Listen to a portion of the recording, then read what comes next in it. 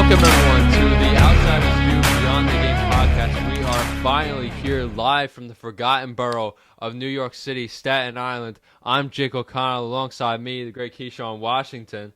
Welcome everybody, welcome. We're finally here. Yeah, we're finally. It's been so long, but we're finally here. Better late than never. That's what I say. Better late than never. You know, this is we had released the trailer back in March. But even prior to that, for months before that, this has been like looming that we wanted to do this. We wanted to make it happen. But we are here and we are ready to go. So let's stop dancing around it and let's just get right into it. So we're going to start here. We got a lot of topics to talk about and we can't cover it all in one episode. So it's good to know that we have a build-up for other episodes. But we're going to start by talking UFC. Any of my MMA fans out there, you know that the UFC world has been buzzing over the last couple of weeks.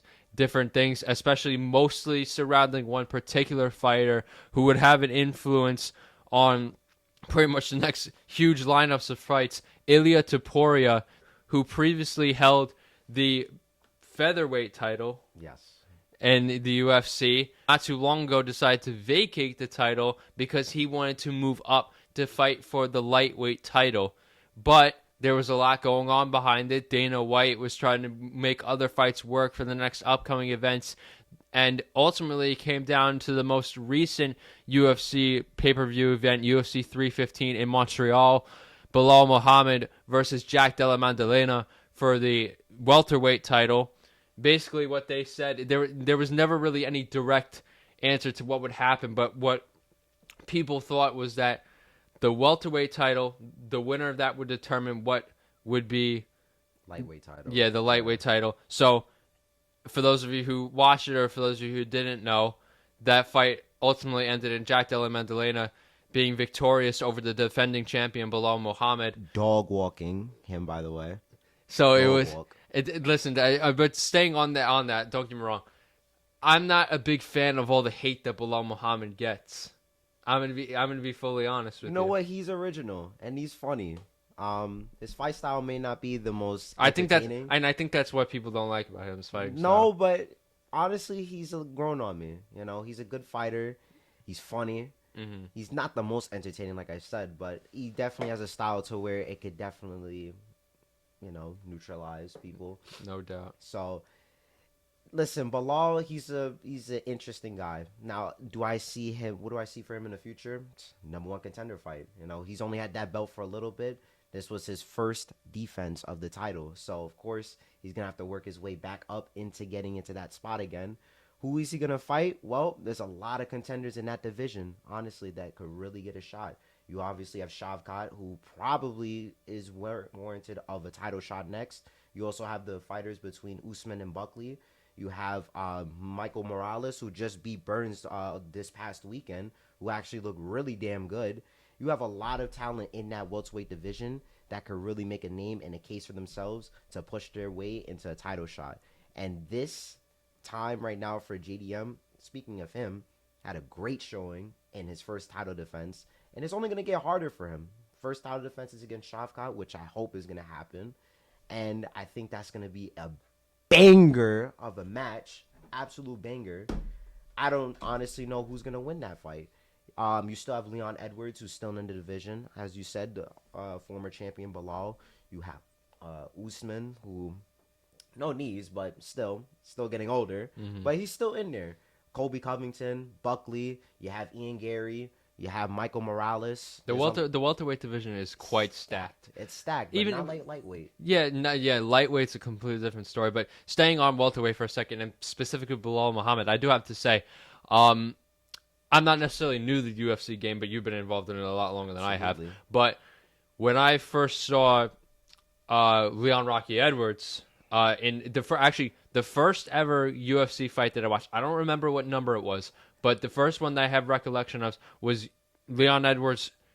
I believe it was his first title defense against Colby Covington. Yes. So that was my first actual one that I actually watched, and I love Leon Edwards. People, I don't know. Leon's not a bad fighter. He's actually not bad. a lot of people overrated him a little bit because he obviously had the head kick against Usman. Yeah. He had a good title defense against Usman. Now, granted, he obviously had the eye poking and cheating a little bit, but he's still got a title defense. He's a good striker. His ground game isn't bad.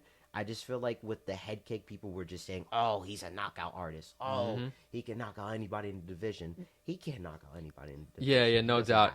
And I definitely agree with you the fact that there was some overhyping going on around that. But I will say, though, when I did witness Leon Edwards versus Bilal Muhammad in Manchester for that fight, where obviously Bilal came out victorious, I was rooting for Leon Edwards in that fight.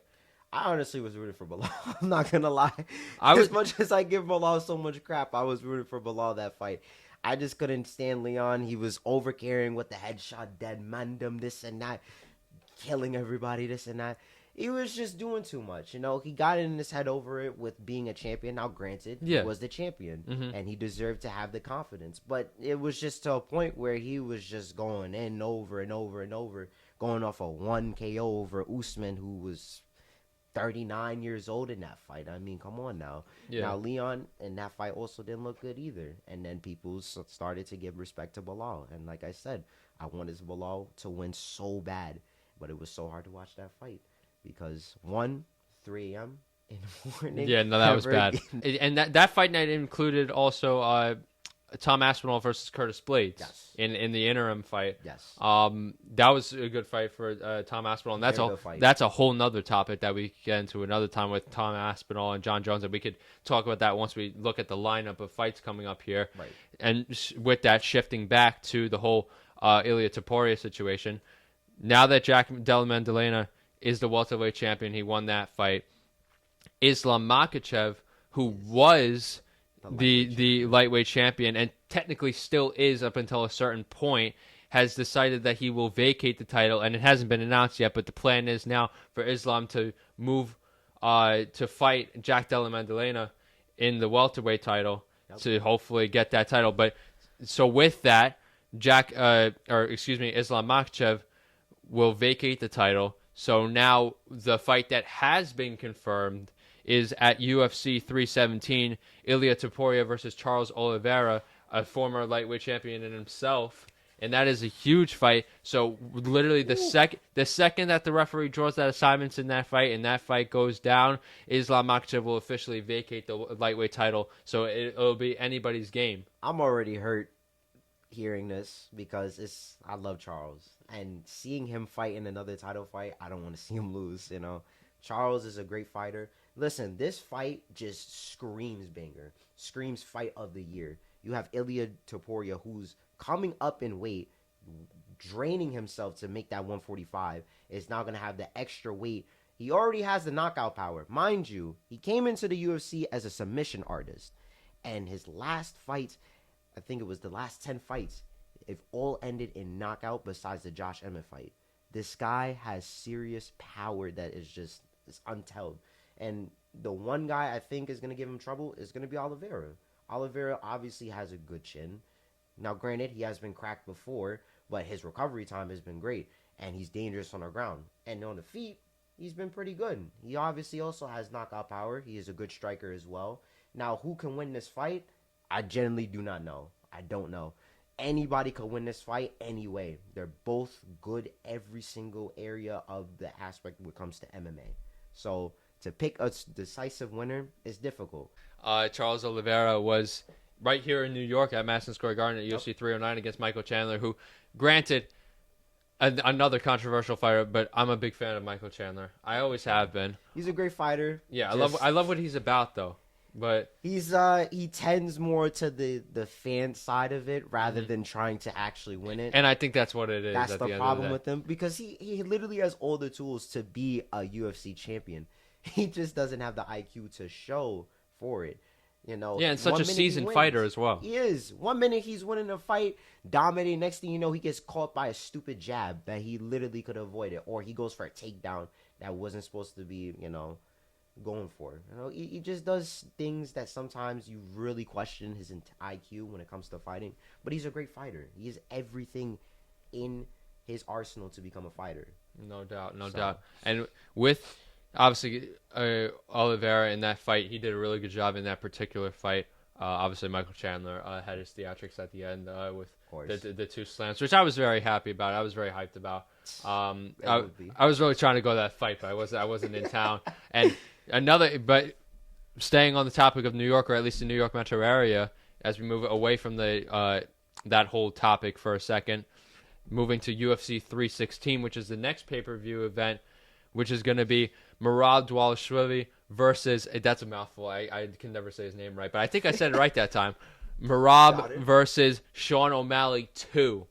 And that is going to be a huge fight as well, because it's a dumb fight. But you're not a fan of it? No. I only am not a fan of it because of the guy that Merab is defending against. O'Malley just lost the belt. He didn't fight a single contender, but because of his quote-unquote star power, he gets another title shot. First of all, he's okay on the mic, okay? He's not the most electric when it comes to it. He may have a couple jokes here and there, but he's not the most entertaining. Now, granted, his fight style, it's great. He's a great striker. But he lost in a convincing fashion in his last fight when it was against Merab. Why is he getting an immediate title fight? I would have much rather seen Corey Sandhagen win it. Corey just beat another top contender in the UFC, and you're telling me he has to go against another contender to get a title shot? I mean, come on now. There's certain things in the UFC which I don't agree with, and one thing is being this overhyped superstar like Sean O'Malley. They've been trying to build him up to be this next Conor McGregor. He's clearly not. He's a great fighter, but he's not ever going to be some McGregor. And you give him another title shot because of his quote-unquote name and what Tony Ferguson say, Dana White privilege. I mean, it's just, you have other contenders in that division that deserve it so much more over a guy like O'Malley.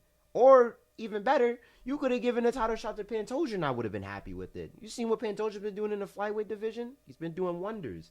Either way, the fight is going to be great. I don't hate it. I just hate the person that they're giving a title shot to. I just feel like there's other people that deserve it more than a guy like O'Malley. No doubt. In UFC 316, I should say, going down at the Prudential Center in Newark. That is I believe the second or maybe even third That's where the main event started. Yeah, at the Prudential Center. And the state of New Jersey is where it started, obviously in the early days of the Taj Mahal, which does not stand in Atlantic City anymore, which is where I just happened to be. Some people don't like the Prudential Center, but obviously... I'm a big fan of the Prudential Center. I like it there. I've never been there personally, but I've seen pictures of it. It looks like a nice stadium.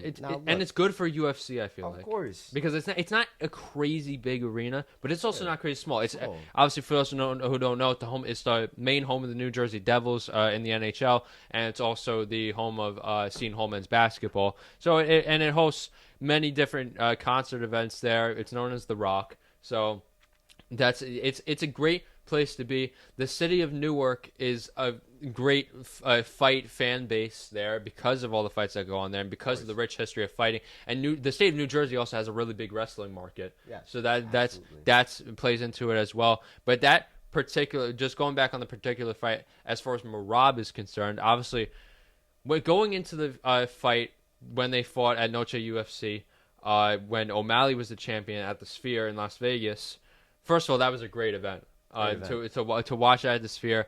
Let's be honest, Sean O'Malley was a major favorite in that fight. Prior going into, especially more so, I'd say for casual UFC fans. He was a favorite, which he's the showman in that. He's the showman, but I felt like a lot of people were overlooking Merab, just because of his striking.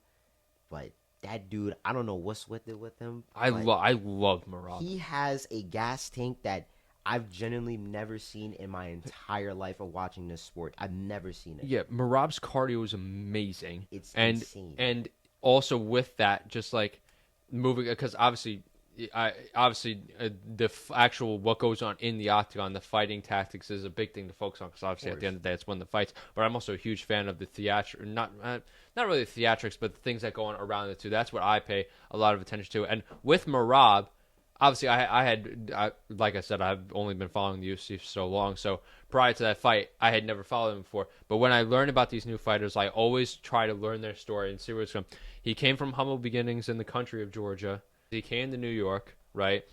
He trains in Long Island with another UFC upcomer, I'd say, who should be getting more opportunities, if you ask me, Dennis Bazookia, who's actually a Staten Island native. Right. And I particularly following him. He fought in the most recent Atlantic City fight night at Boardwalk Hall, and then also his last fight was in the Apex.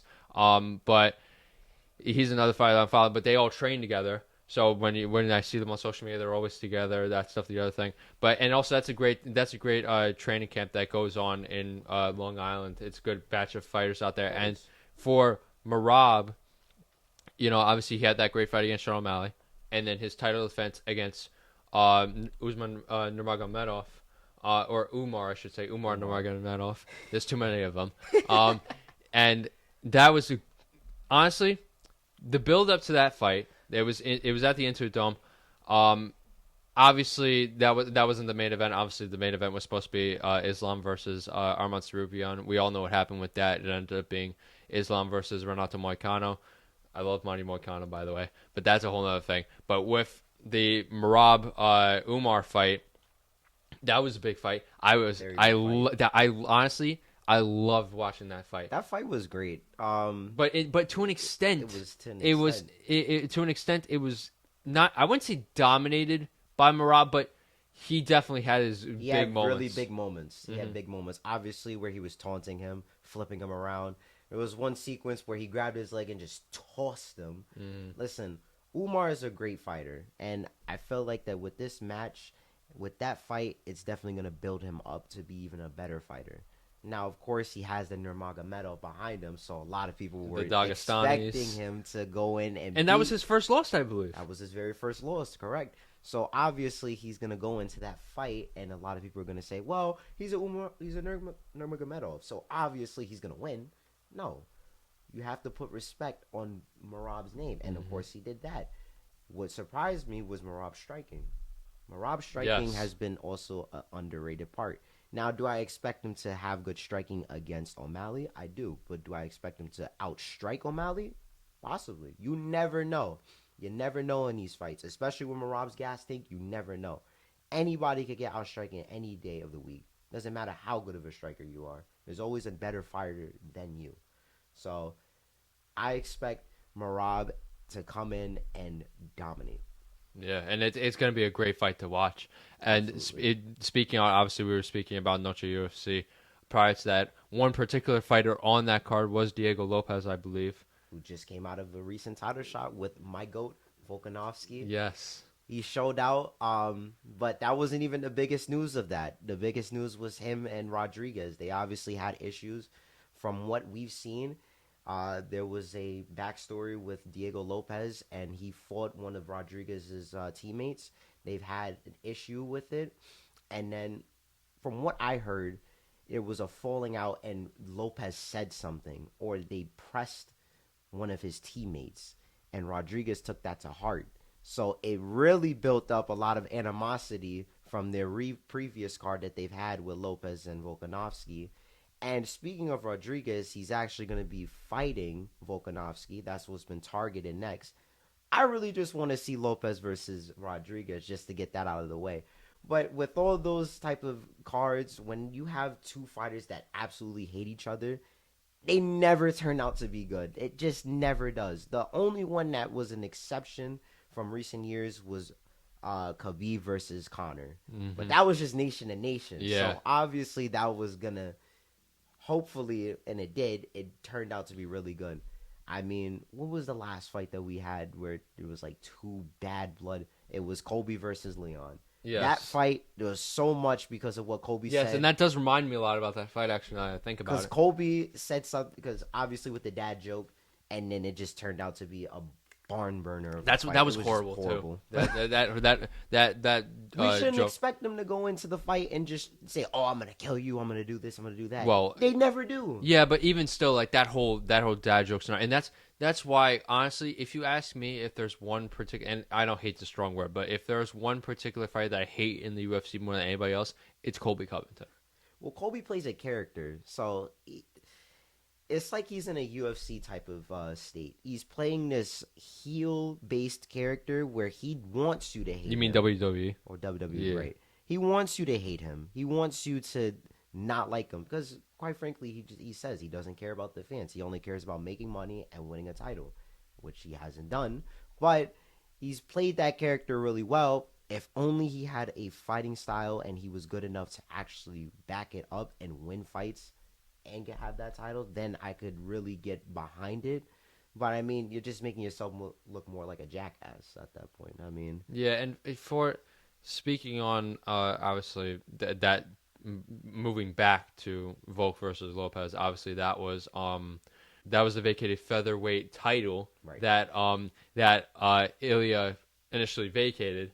So and now obviously now that Islam's vacated the lightweight belt, that fight's happening between Topuria and Oliveira now. But moving along We have with another lightweight, we have yeah. a big one, the one I don't want, but we're gonna get it. Holloway versus Poirier 3. Now, before we even get to that, because I'm let me just say, I am a massive fan of both fighters, but why don't you like that fight? Well, one, it's Poirier's last fight, so I don't want him to lose. Second, I'm a fan of Holloway, so I don't want him to lose. You know what? Either. That's that. So Yeah. of course you don't want two fan favorites when they're facing each other. You don't want those guys to lose. Now, granted, I expect this to be an absolute banger. This is a box office This fight, is a though. box office fight. This is gonna be a fight of In New Orleans as In Well, New Orleans. in Louisiana, the In- place where it all started for Dustin Poirier, obviously the Lafayette, Louisiana native. He always shows love to the hometown, to the home state, and you know the fact that it's been a while since we've had a fight. I can't even recall the last time there was a fight in New Orleans. So just the fact that it's going down at the Smoothie King Center in downtown New Orleans. That's obviously a huge fight, and Holloway versus Poirier 3. So you got to look on the other two fights, right? the last fight that they had was. That was crazy. Well, that fight was for an interim lightweight title. So now this time we have the BMF title. Mm-hmm. Their second fight was close. Poirier showed out, and Holloway came in on short notice to face Poirier because originally Khabib was supposed to be fighting on that card. And then the first fight that they had, it was way back. This was when Poirier was a featherweight coming up. Mm-hmm. So this was a really just two raw talents just facing each other. And if I'm not mistaken, that was the first time and only time Holloway was ever submitted. It was by Poirier. Yeah. Armbar. So Poirier obviously has the edge on him. Now, do I see him beating Holloway? Probably. But Holloway has developed. And this is a Holloway that, granted, from I said with the lightweight fight in their second time that they fought each other, Holloway wasn't used to the lightweight division. He was still the featherweight champion. Now he's more acclimated into that division, so now he's going to be more prepared than when he was last time, because last time he was coming in on short notice. So now you have a Holloway who's going to be freshly fit for the 155 division and just came off not too long ago in the lightweight division. He knocked out Justin Gaethje in a performance. Yes, and that you cannot get enough of that clip. can't. Facing in the middle, just dueling shots, and then boom, Gaethje goes down in the last second. But you also got to remember, and just looking at the lineup here, fights, obviously we talked about 316, Rob versus Sean, and then obviously 317, Topuria versus Oliveira, and now we're up to 318, obviously. Again, we go down to New Orleans. But speaking on, obviously, Max, he's coming off of a loss. Actually, both are coming off of a loss. Holloway coming off of a loss in Abu Dhabi to none other than Ilia Topuria, which was hard to watch, unfortunately. Of course. But Hard to watch any fighter get knocked out. yes, especially a fighter that you have such a soft spot for, which I do. And for Dustin Poirier, this one hurt even more. He's coming off of a loss to Islam Makhachev, which was the last fight in Newark at the Prudential Center. Right. And it was a dog of a fight. They went all the way to the 5th round. But then, unfortunately, Islam was able to get the submission victory. And I was like, he was so close to at least finishing the fight. And on the cards, I could imagine it would have been a little closer because Dustin did hurt Islam. He had a pretty nasty cut. That's the at the end of that fight. That's the first time I've ever seen Makhachev really in trouble. He gave Makhachev so far his toughest test yet as a champion. Now, granted, it was a great fight all around, but like you said, Poirier's coming off of a loss. how many of these losses are going to take on Poirier when he comes into this fight against Holloway? I feel like Holloway is probably going to win. I think he has everything it takes to beat him. But same with Poirier. Poirier also has the ground game as well. He could take him down, but I don't think he's going to do that. Especially being his last fight, I think he's going to just go in there and just thug it out. Slug it, give it everything that he's got, especially in front of his hometown. He's going to do whatever it takes. Yeah, and Dustin said either way, this is going to be his final fight. Like that, this is being marketed as his final fight, so it doesn't matter regardless of whether or not he wins or loses. He says he will be laying the gloves down in the state and in the place where it all started for him, and that is Louisiana. And you know, it's sad to see a fighter like him go out, especially a fighter who obviously, like you said, their last fight between Holloway and Poirier was for an interim title, but that's the only title Poirier has ever held because his last chance of ever winning a title was his last time out against Makhachev, and he got so close and just didn't get it, and that was so hard for me to watch. That's the story of his career, though. He's always been a guy that's a great contender, but not good enough to be champ. There's always a fighter better than him. Yeah, and he always like obviously his history against Conor McGregor, obviously when he was in his prime, that was always like entertaining to see. It's very entertaining. And you know, if obviously Poirier coming off of a loss, his last win was at UFC 299 in Miami as the co-main event against Benoit Saint-Denis, who is also really a big, great fighter coming up, the French was fighter. Pretty good, but Benoit was just not ready in that fight, and the UFC wanted to push that because they needed another French name to get out there.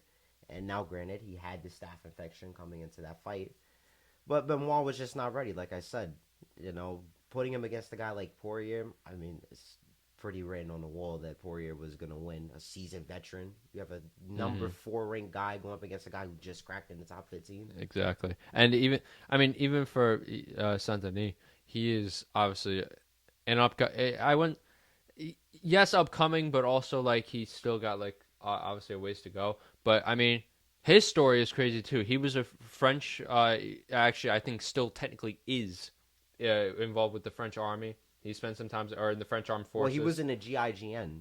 That's where he was. So he was in there originally, and then he stopped as soon as he got into the UFC. Yeah. So his story is pretty interesting. I like him a lot. And like you said, like they're trying to make a bigger French name. Obviously, Cyril Gane is the biggest French name. Cyril Gane is just the guy that he's a great fighter, but he has not fought in a while. He takes a couple breaks. Now, granted, the heavyweight division is not the best, but they definitely need some more names in that market. And one could argue Cyril Gane is on his way out. He's a little older now. He's a little older, and it's really tough for him now because there's not a lot of fights out there. Because when he was coming up, there was a lot of fighters in the heavyweight division that wanted to fight him, and Cyril Gane rejected them. And now these fighters, which, for example, Tom Aspinall and Curtis Blaydes both said that they don't want to fight him because he rejected both of them. They are now in a position to where they could have better fights than rather to fight Cyril Gane. Tom Aspinall is your champ, interim champ. I want to see Cyril Gane become more active. I want to see him take more opportunities, but it's not going to happen if you're rejecting all these fights that keep coming up towards you and you're rubbing people off the wrong way. No fighter's going to fight you if you just rejected them before, if you have multiple opportunities to go up against them. And he's taking huge layoffs. So it's not going to benefit him. And he's getting older. He's not going to get any younger. He's a great striker, but how much of the speed is he going to obtain when he goes into his next fight? It's only going to keep going down and down with the amount of ring rust that you're going to have.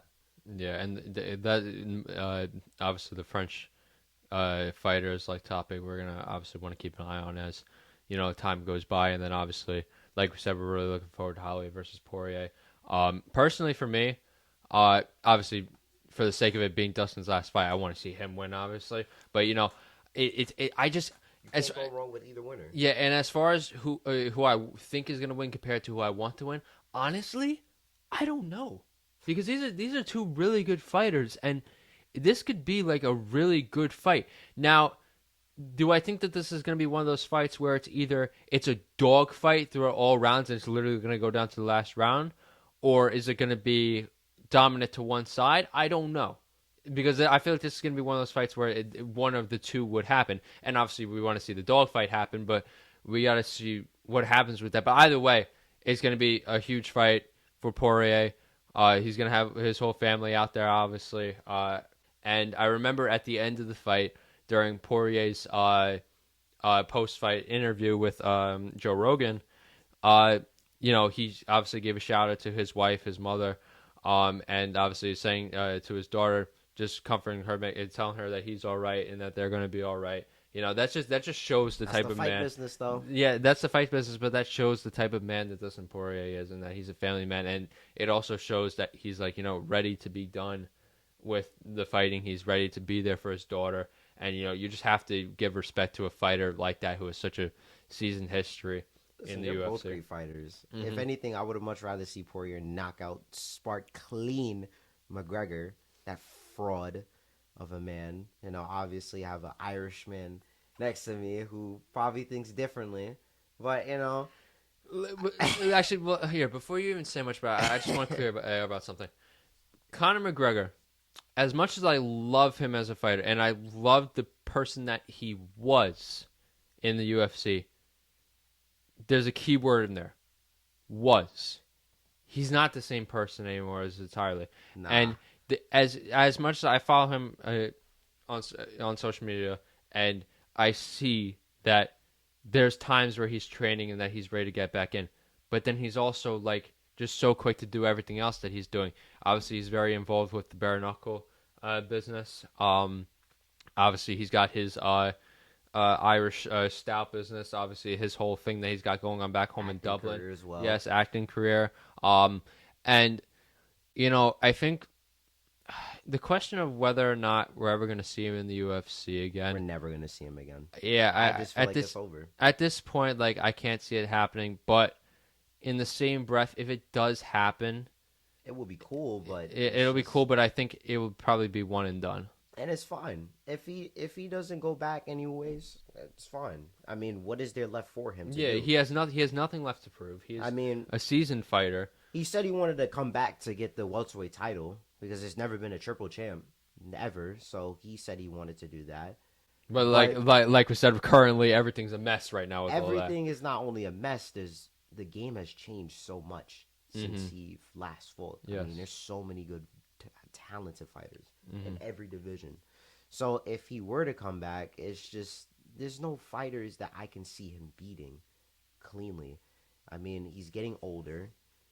His last fight he came off of was an ankle injury. It probably is still never going to be 100%. He's not going to have that movement that he used to have. No, and that was a major injury. Injury. He had a docu-series that he had released. I believe it was on Netflix. I believe it was called McGregor Forever, which I did watch. It was a couple of episodes. But it essentially documented him from right before COVID through Fight Island. And obviously he was a whole thing where he was supposed to fight on Fight Island and it didn't come to fruition. And then obviously he did end up fighting.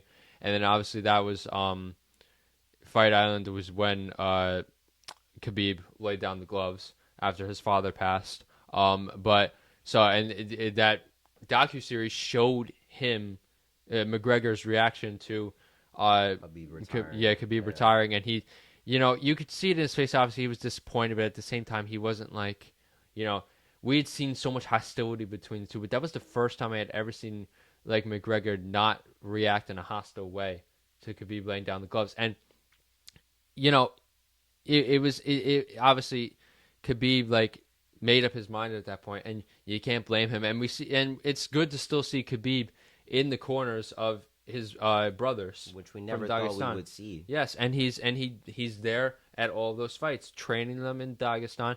It's a whole thing on, and so it's good to still see his face around.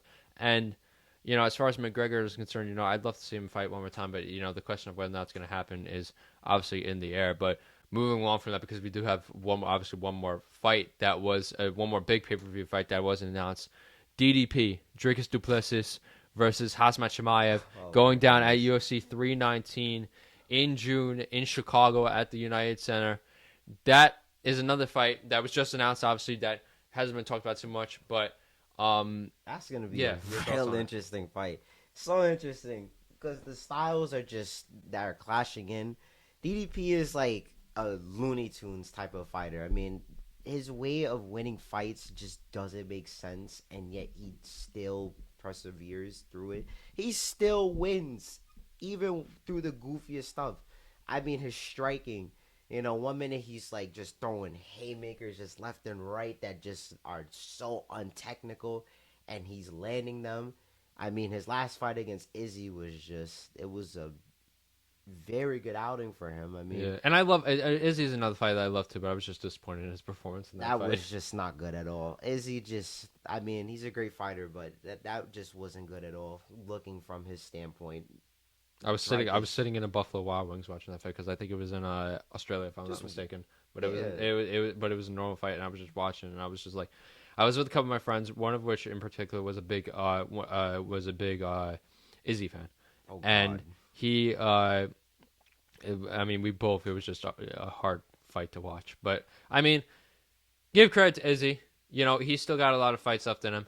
But, where we're going to... I don't think so. You don't think so, though? I don't think so. Or at least, I wouldn't say he's done, but I think... I think he has, like, a couple, like, 4 more fights. I mean... Yeah, that's what I mean by a couple. Like, I don't mean, like, he's going to have, like, many years to come in the UFC, but I mean, I still feel like he can, His time is probably coming up soon. I mean, the guy was one of the most active champions in UFC history, so that took a toll on him. And as soon as he lost that belt again, it's like, if he's not fighting for the belt, what else is he gonna fight for? He tried light heavyweight, that didn't work out. He's not gonna go down to 170. There's nothing else there for him. If he gets at least one more title shot, one more title run, fine. But if he doesn't have another title run in him, I just don't see it happening. I mean, there's nothing really else there for him to have. Now, obviously, we have DDP versus Khamzat, and I think Khamzat is going to have a great chance also of winning this fight, considering we have the arc of first round Khamzat. I mean, this guy... Listen, this guy is insane. And, I mean... I wouldn't say insane. Well, he's a great, brother...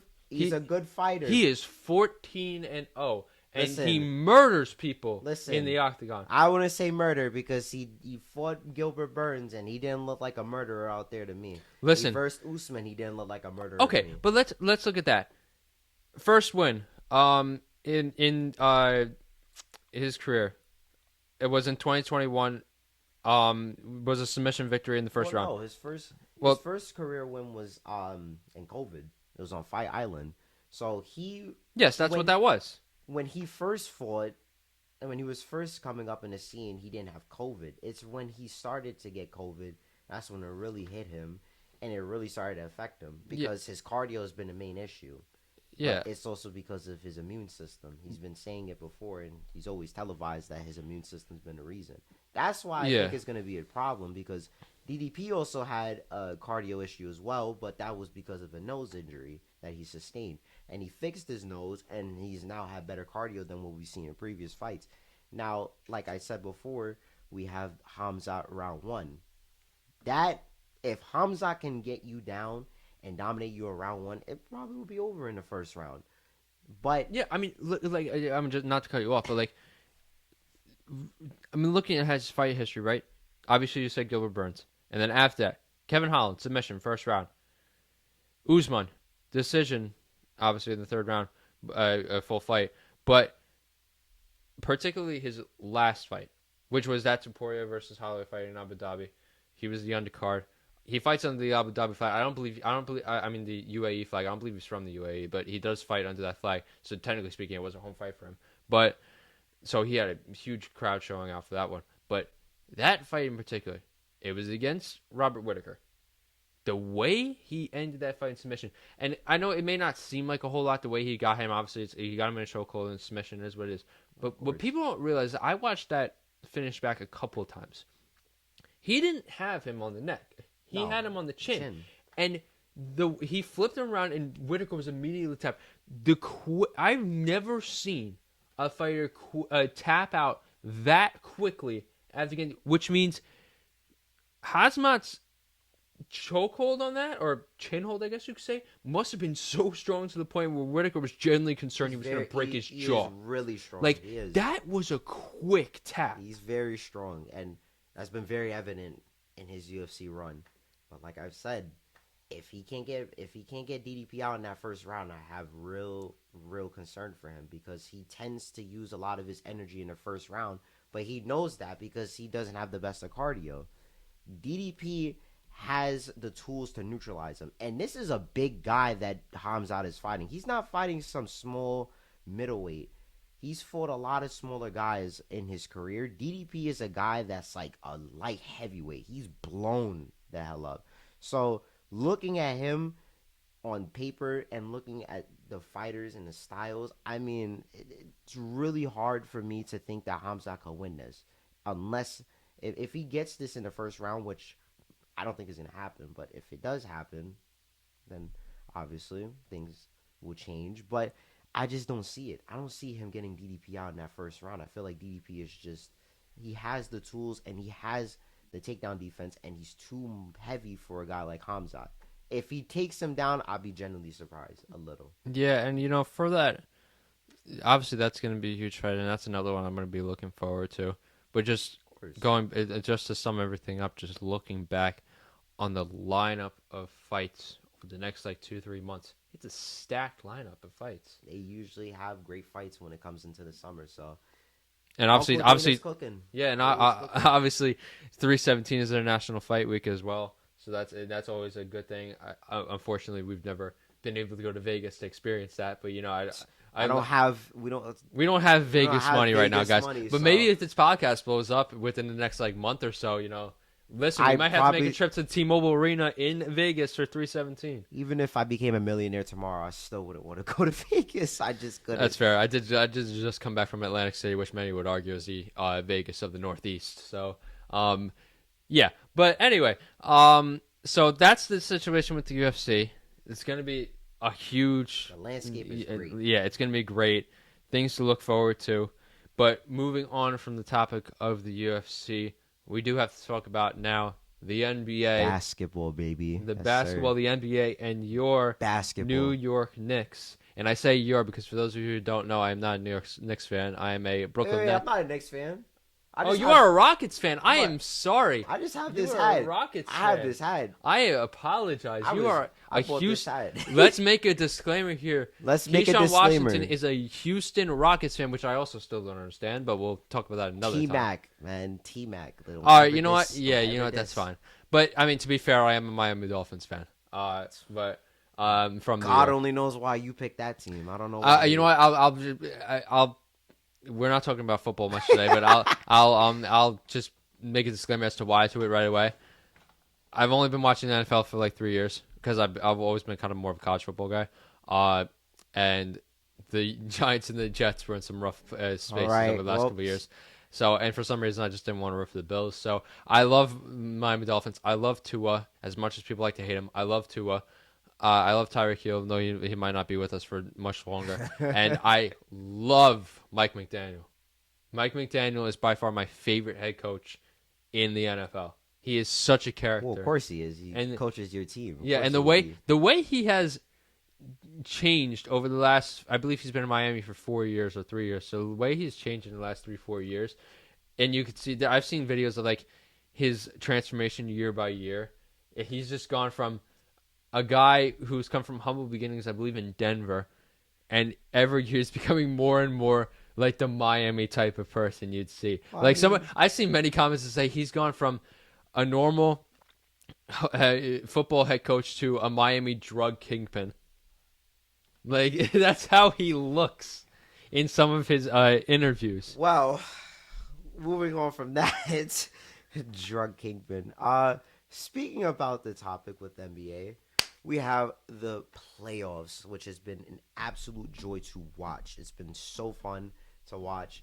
At my job, it's been a hell of a place to work at because you obviously have a crap ton of Knicks fans coming in to watch the playoffs. These Knicks fans are just the most craziest groups of people I've ever seen. Crazy doesn't even begin to describe. That's an understatement for how they've been. You seen what was going on outside of the Garden after they won for Game 6. Second round win. I mean, granted that was their first one in quite some time. are the first time they're going to be in the conference finals since 2000. Yeah, but like, what was going on outside of the garden? I seen a video on Side Talk of them carrying a midget. Yeah, they carrying the midget, and not only that, there was a dude sitting on top of the big screen that's outside of Madison Square Garden, that's above the entrance to Penn Station. They set a truck on fire on 7th Avenue. Yeah, he was the dude sitting on top of there. Don't know how he got up there. Not only do I not know how he got up there, he was also wearing flip-flops. I found the video of him that he took from up there on TikTok. Like, God only knows how he got down.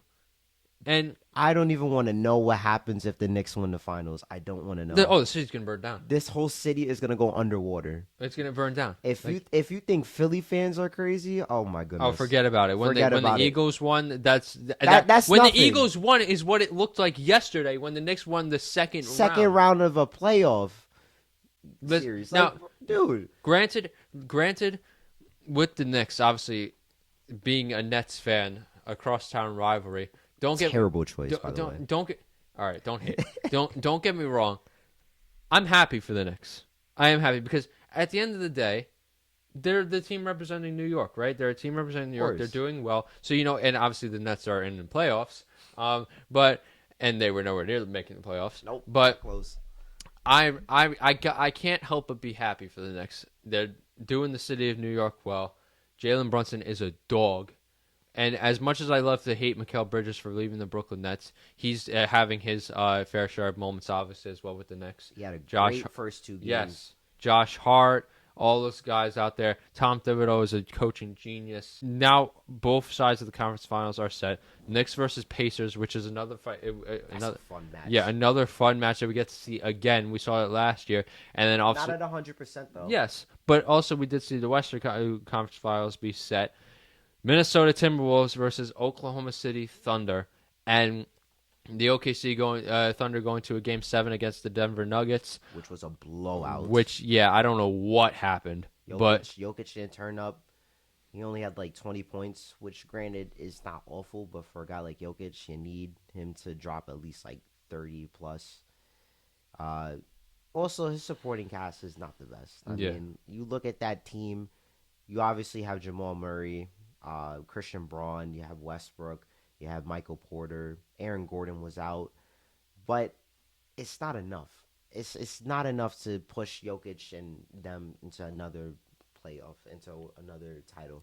Now, granted, they also fired their coach, Mike Malone, which I will never understand. I don't know why they did that, but there's been a lot of questionable coach firings and stuff made by NBA teams recently in the last 2 years or so that I've just had question marks. I don't understand. You had the Grizzlies firing their coach. Mm-hmm. You had the Nuggets do it.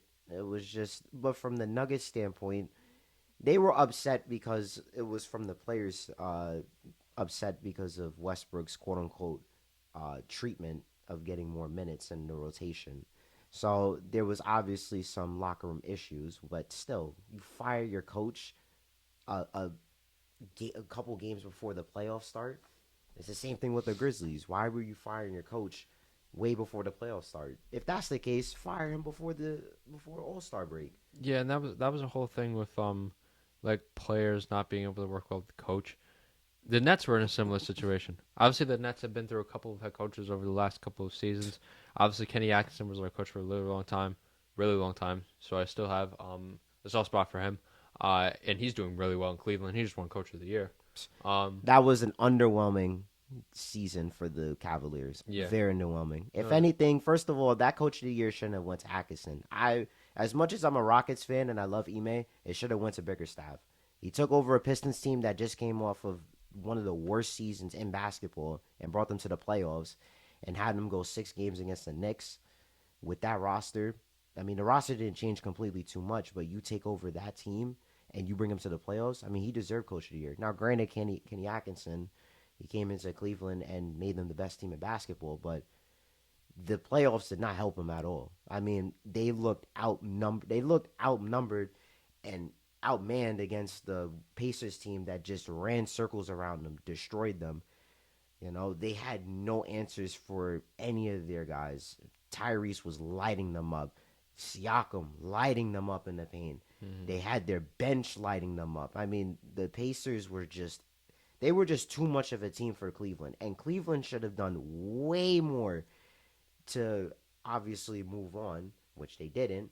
So it was definitely a disappointing season. And do I think Cleveland comes back to as the same as they were this year, next year? No, I don't think so. I think, honestly, if they it might happen, D Mitch might ask for a trade. I mean, we've seen it before. He's been losing too much on this Cavaliers team. He wants to win. And this Cavaliers team has just underwhelmingly lost over and over and over and over again. And they've had so much expectations. And this playoffs, they should have been in the conference finals. Now, I wouldn't expect them to beat And they had a good Knicks. playoff from last year, too. They did, but still, it's just like, man, you had 60 wins, and you couldn't even get past the second round. Now, it's obviously against the Pacers, but you couldn't even put up a fight. I mean, it just looked like you were just unprepared the whole series. It just looked awful from start to finish, and it was just a terrible series to begin with for them. Yeah, and granted, obviously, every team has their own individual issues that they're going to work over the summer. Obviously, for the Brooklyn Nets, they obviously are still recovering from Still rebuild. rebuilding and recovering from the issue with getting KD and Kyrie, and then getting James Harden, and then losing all three of them in just as much time. Thank you for those picks, by the way. I appreciate it. Hey, you know what?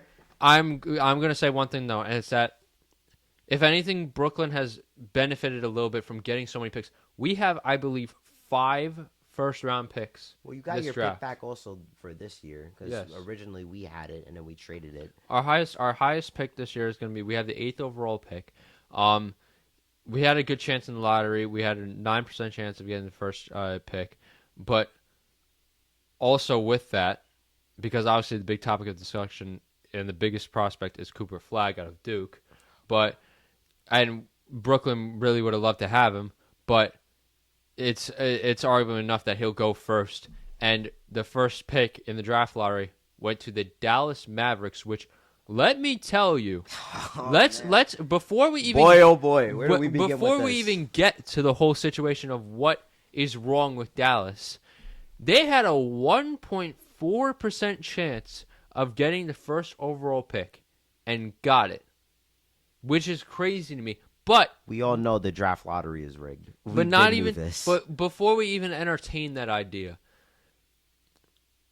obviously the Mavericks were just in the finals last year, and in just as much time, lost their star player Luka Doncic after trade to not the even Los a Angeles. star. Their franchise guy traded him for an injury-prone big man and got the first pick only a year after they went to the finals. And their general manager, Dallas Mavericks general manager Nico Harris, has been under fire ever since then. And this first pick definitely helped him, but He got bailed out to yes, the like Lord. that is. But then he's also not safe because Absolutely I have a very funny feeling that if somehow miraculously they do not draft Cooper Flagg, Nico Harris will be kicked to the curb. And not if it's not by the organization, it will be by the fans. I don't think kick to the curb is that's more of an understatement. Cooper Flagg is one of those quote unquote generational talents. So you can't pick anybody else but him with that pick. Unless if they trade that pick, which I've been seeing on Yes, social media. That's been a topic of discussion. They may trade that pick for Giannis. Mm-hmm.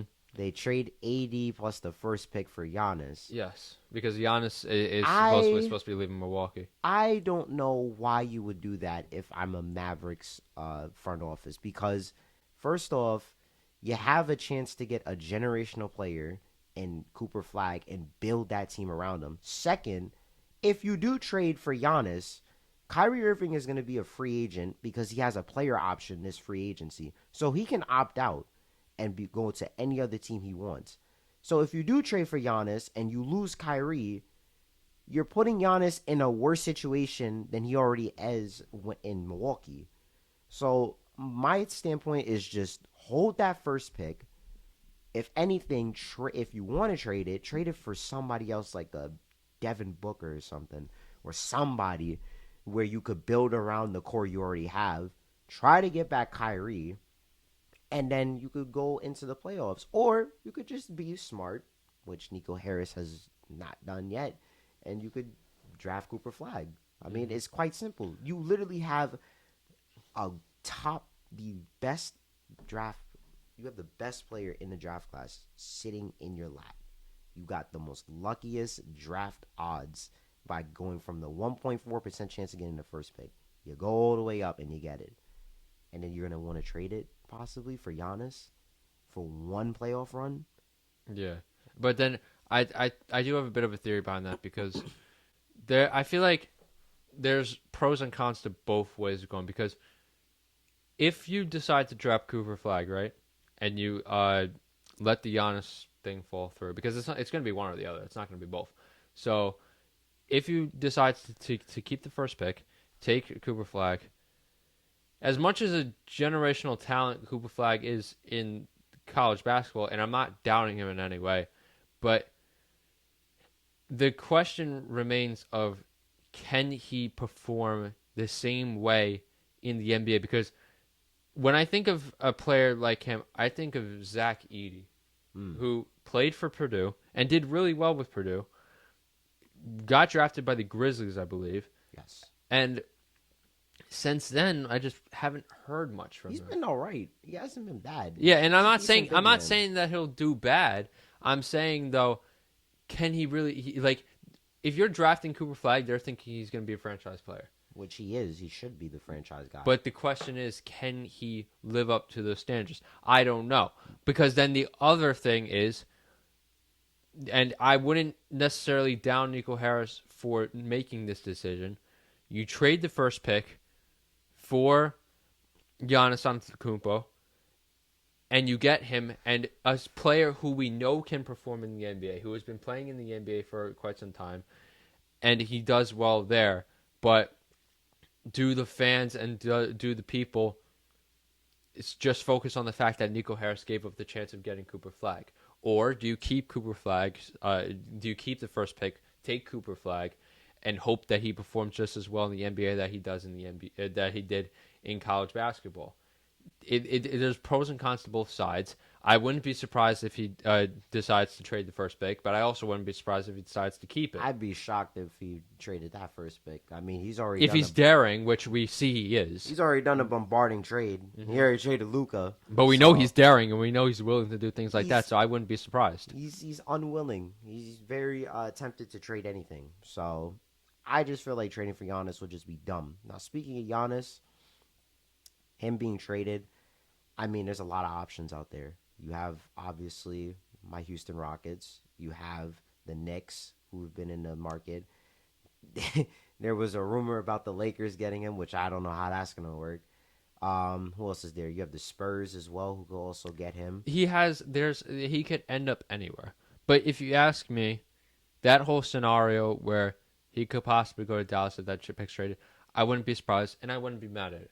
So that'll be interesting to see what happens. But then if we track back a little bit to, obviously, the conference finals, obviously Knicks versus Pacers, it was a great series last year, not to the full potential, but this year we're probably going to see the full potential to this.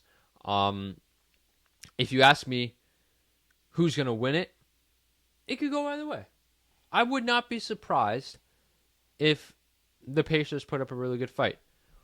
And for the Pacers team as a whole, the question is, can they perform in the Garden with the way it's been? You know, coming from, you know, and I'm just using this as an example. This doesn't really have full, determination to it.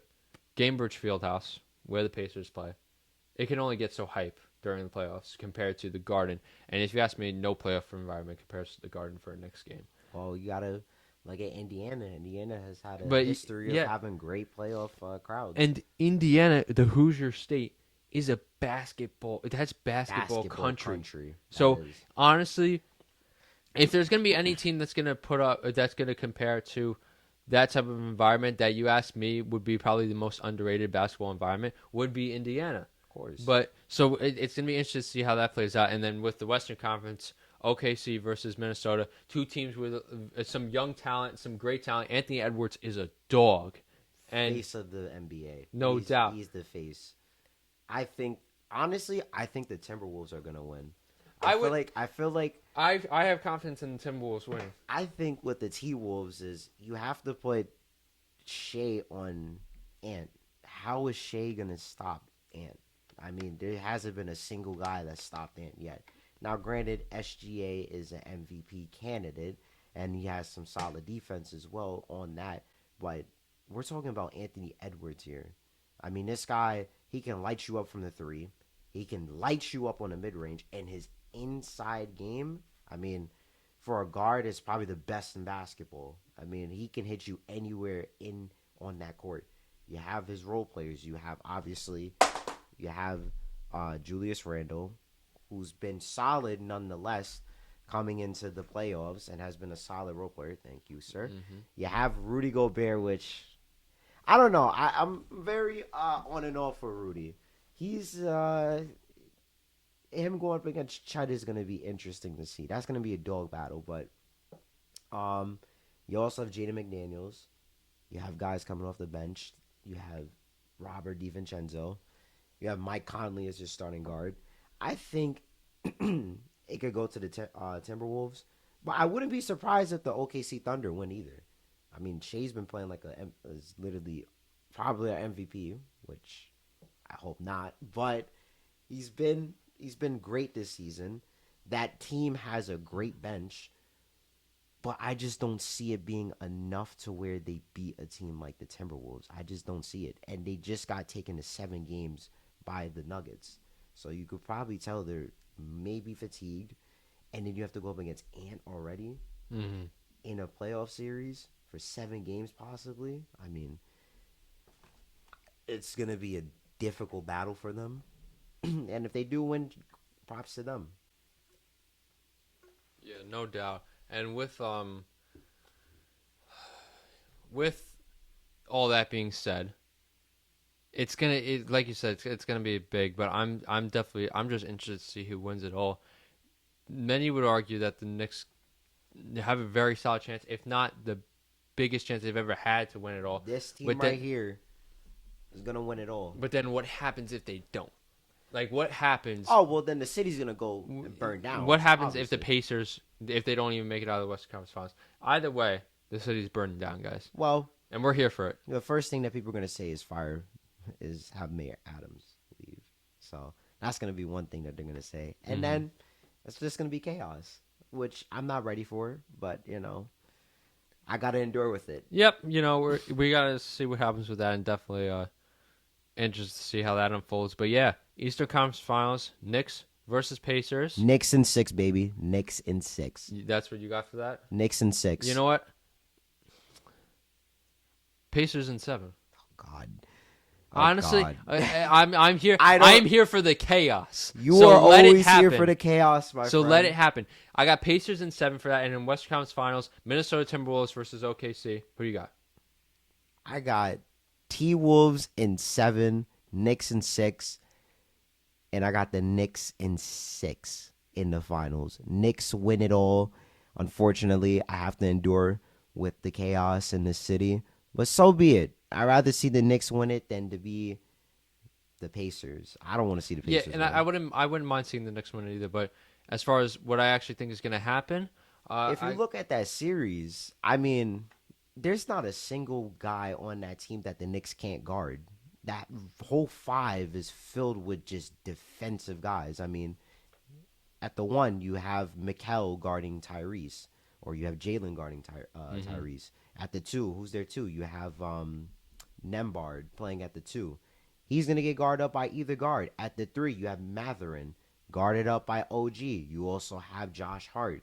At the 4, Pascal Siakam. You also have Josh Hart playing at the 4, or you could put Cat on him. And then at the 5, Miles Turner, Mitchell Robinson coming off the bench to guard him. And the bench as well, Campaign, Precious Achua, Deuce. The bench has a lot of options too. But yeah, with that, like I'd say I have I'll take T-Wolves in 5, or no, Ooh. T-Wolves in 6. Ooh. I don't see that going to a game 7. I don't know. see it going to a game I mean, 7. I love OKC. OKC is like the AAU team of the NBA. I love them, but you know what?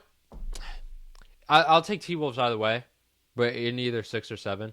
Well, And if J-Dub shoots like how he did the other in Game 6 where he shot March 16th, then no, I don't see that happening. But I see it going to 7 games. I think both teams are very talented. well, either way, I got T-Wolves winning the West. I got Pacers winning the East, and then I'll take T-Wolves winning it all. The Pacers are not winning the East. They are not winning it. And if they do, I don't know what's going to happen. But all I know I'm is not that hating. I'm not. Let me be clear. I'm not hating. I'm just here for the chaos. well, you're a Nets fan, so obviously you will want the Knicks to have a demise. You haven't in the slightest of you. The smirk is there, you know. I can see the demise. I mean, granted, I would want to listen. see anybody. The day West with it. I will not. I'm not supporting the Knicks, but I will. I won't be mad at them for as long as it takes the Nets to rebuild. And then once the Nets do rebuild, it's on site. I would be livid if I were you. Seeing the Knicks win it all, possibly, I would be livid. It leaves a sour taste in my mouth, a sour taste in my mouth. But it is what it is. We'll be back. The Nets will be back. And like the next 10 years, but Give it time. Trust the process. There's no like Joel Embiid says. Oh yeah, trust the process. Look how that did for Philly. Look where the process got them. Ben Simmons. Yeah. Anyway, talking about the process of football, or as we call it, soccer. Football. There's been, obviously, this is the best time for soccer, for football, in the world, for European football, let's say, because everything's coming down to the wire. The ending of the season, some seasons have already ended. In fact, most regular league seasons have already ended, but are ending at this point. But starting with the Premier League, first of all, Boxing Day is coming up next weekend. There's still some games during this week. Today, we're recording this on a Monday, so today, Brighton is playing Liverpool. Not much going on there. Obviously, Liverpool have already won the title, and Brighton have already finished in the mid-table. But tomorrow, Bournemouth versus Man City, that kind of starts the chaos of the final day for the fight for Champions League qualification, because this year in the Premier League for Champions League qualification is a mess. There's a lot of implications on the line. A lot of them. As far as the Premier League standings are concerned, right? So Liverpool are already champions. Of course. Arsenal finished second. Unfortunately. Again. And again. But we did win. Arsenal, for clarification, we are both Arsenal fans. So for Arsenal, they did win yesterday against Newcastle in a 1-0 win. Declan Rice with the goal. Love to see it.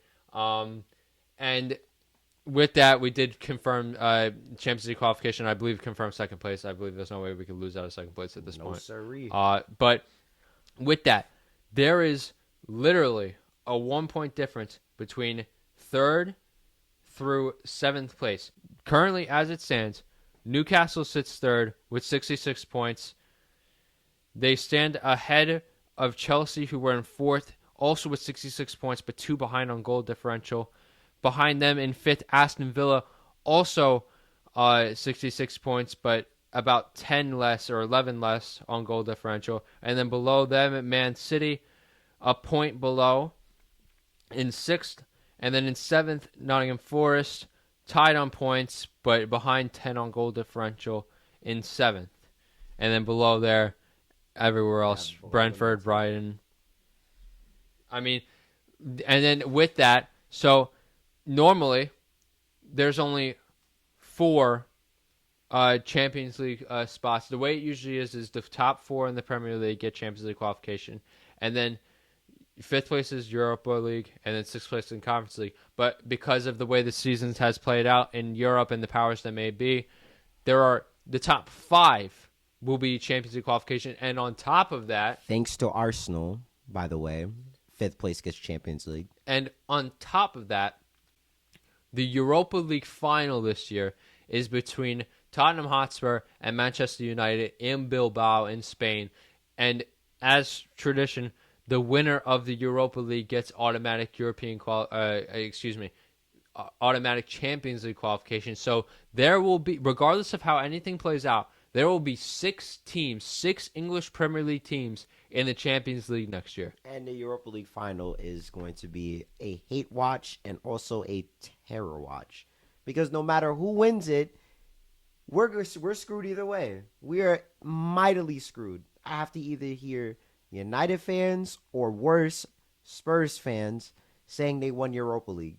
And they also have the Super Cup to also win. So that's even better. But actually, as you said, worse. I'd rather see United win over Spurs. I wish, as Christian McCaffrey once said, I hope both teams lose. But it's not possible. So I hope the pitch crumbles, the stadium crumbles. I hope the game is not able to be played.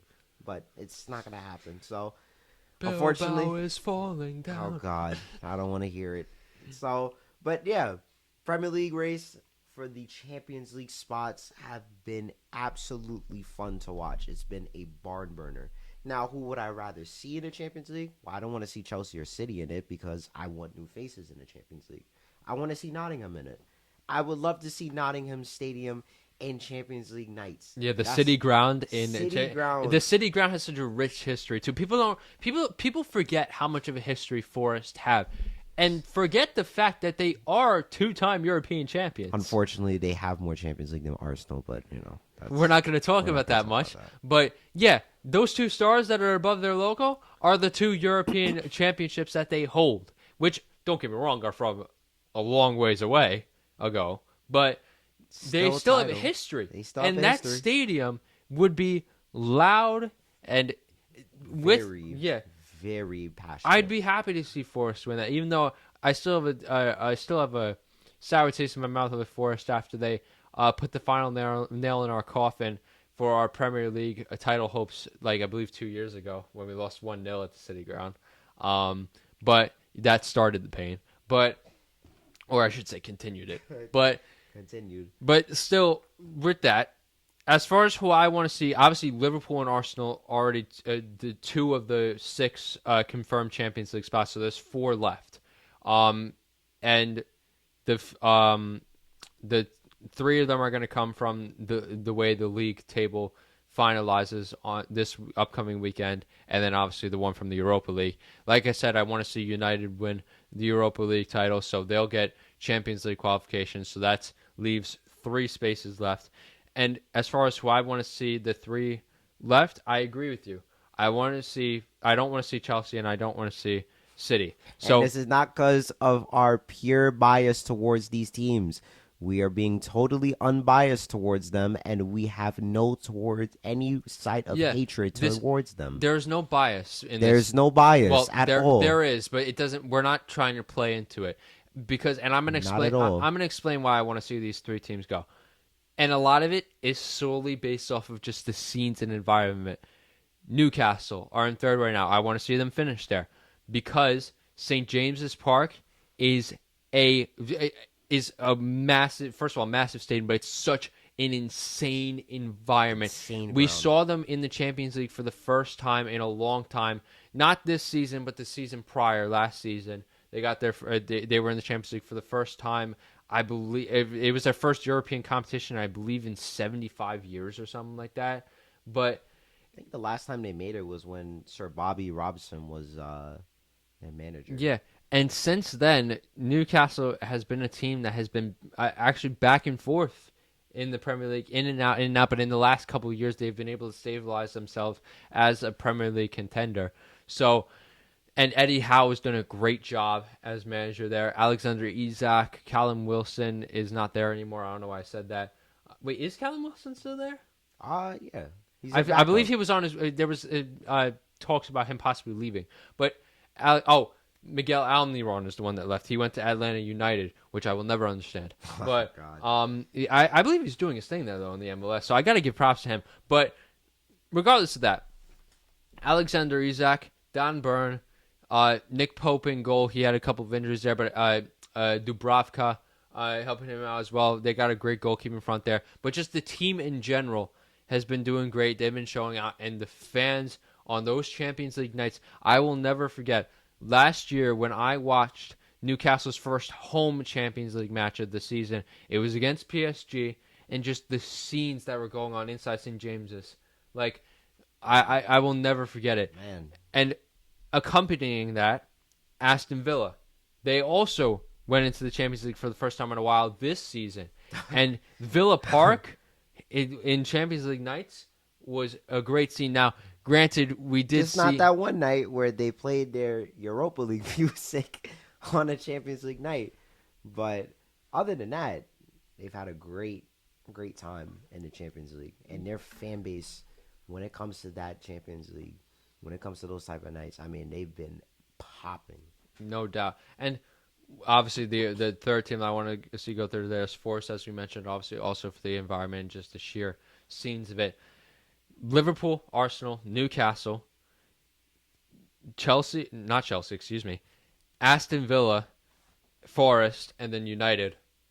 The 6 English teams that could play in the Champions League next year, it would just be scenes. I would pay to see that. It would be insane. And then obviously just talking about other European qualifications, the 6th place team in the league to finish on Sunday will be Europa League, unfortunately. Yeah, will be Europa League. And then there's also a second Europa League team in Crystal Palace because they won the FA Cup against Man City in a 1-0 victory at Wembley. So they already have been confirmed to be Europa League. So, and then with that, I'm not sure if I gotta confirm this whether or not. I'm not sure if the 7th place team will be Conference League. Fortunately, not, because Newcastle won Carabao Cup. So Right. So that eliminates that. So that's the European situation for the Premier League. I'm excited to see it. Boxing Day or Championship Sunday, however you want to call it, is coming up this Sunday. I love Championship Sunday because all matches kick off at the same time. It is just chaos for 90 minutes straight, especially when, I mean, obviously for this one there's no championship fight, but just the chaos of who's going to finish in the Champions League spots is going to serve as chaos for it. And then obviously I love it when there's a championship fight, like a fight for the championship. And then obviously when there's a relegation fight, there's no relegation fight this year because the 3 came once again. The 3 to come up or the 3 to go down. Southampton, Leicester City, and Ipswich Town all going back down. And the 3 teams that are coming up from the championship, Leeds United and Burnley are the 2 confirmed to come up. Both teams who have been in the Premier League within the last 2 years. And the fight for the 3rd team to go in the promotional playoff is one that we'll definitely see. It'll be either Sunderland or Sheffield United. Sheffield United being a team who has also been in the Premier League last 2 years. I would love to see Sunderland win that. Because not just the sheer fact of seeing a different team in the Premier League, but also rivalry with Newcastle. Yeah, too. The rivalry with Newcastle gets rejuvenated because it's been a while since Sunderland has been in the Premier League. And the Stadium of Light is a great environment. It is. But let's just hope to God that we actually have a team that gets promoted that actually stays up. Yes. It's so because I'm sick of the dynamic of 3 up, 3 down. I'm so tired of it. It's just and like they have nothing. Yeah, Southampton, it's a mess over there. They can't stay anywhere. Southampton's been a mess for years. They've been a mess for years since they keep selling their players to other top and clubs. can't stick with one manager. Like it's a mess. Could be worse. Could be Watford. For Leicester City, it's unfortunate. Leicester City, I also have a soft spot for ever since obviously their championship win, their title win, I should say, and then obviously the passing of their manager not too long ago in that horrific accident. Their owner. Yes, their owner in that horrific accident, a helicopter accident outside the stadium a couple years ago. So I've always just have had a soft spot for them. But and then of course obviously Jamie Vardy, who's hanging up the boots supposedly That's what they're saying. But then the only thing confirmed is that he is leaving Leicester City. He just played his final match at the King Power this past weekend. They do have one more match on the final day against Bournemouth. But for Jamie Vardy, he said he's got such a history with this team. He's been with this team for so long. I mean, it's hard to see him in any other kit. He's been with them since League One. So he's been with them through the thick and thin, from relegation battles to Champions League nights and winning the Premier League. I mean, he's the staple when it comes to Leicester City. It's unfortunate to see, but, it's time to hang up the boots, unfortunately, with Leicester. The club is seriously in a turmoil right now. They just haven't recovered since they've lost their owner. Their new owners now have been cheap, have now not brought in the right talent to continue with their success. Did they sell the club? Wait, is it not owned by the same ownership They group? had... is it not owned by his son anymore? What I last knew is that the previous owner, his son, took over. Yes, but I thought he still owned it. I believe so, but it's still just a turmoil because it's not as good as what it used to. And and I wouldn't say that's of entirety fault of his, but there's different entities of it. Obviously. But yeah, so it's unfortunate to see Leicester City go down again. Hopefully we could see them back up soon. Jamie Vardy, as far as he's concerned, where he'll go next. There's been talks about him going to Wrexham, and I that would be box office to see that, because that would be the weirdest thing possible. But it's a possibility. Obviously, Wrexham were just promoted once again, this time now into the championship, so they will see Leicester City. So, but then there's also talks about Jamie Vardy going to. There's not really much talks of him being sent to another Premier League team. If anything, there's more talks about him going to another championship team. But nobody knows anything. Nobody knows where he could go. So, but regardless of that, I'll be interested to see where he goes.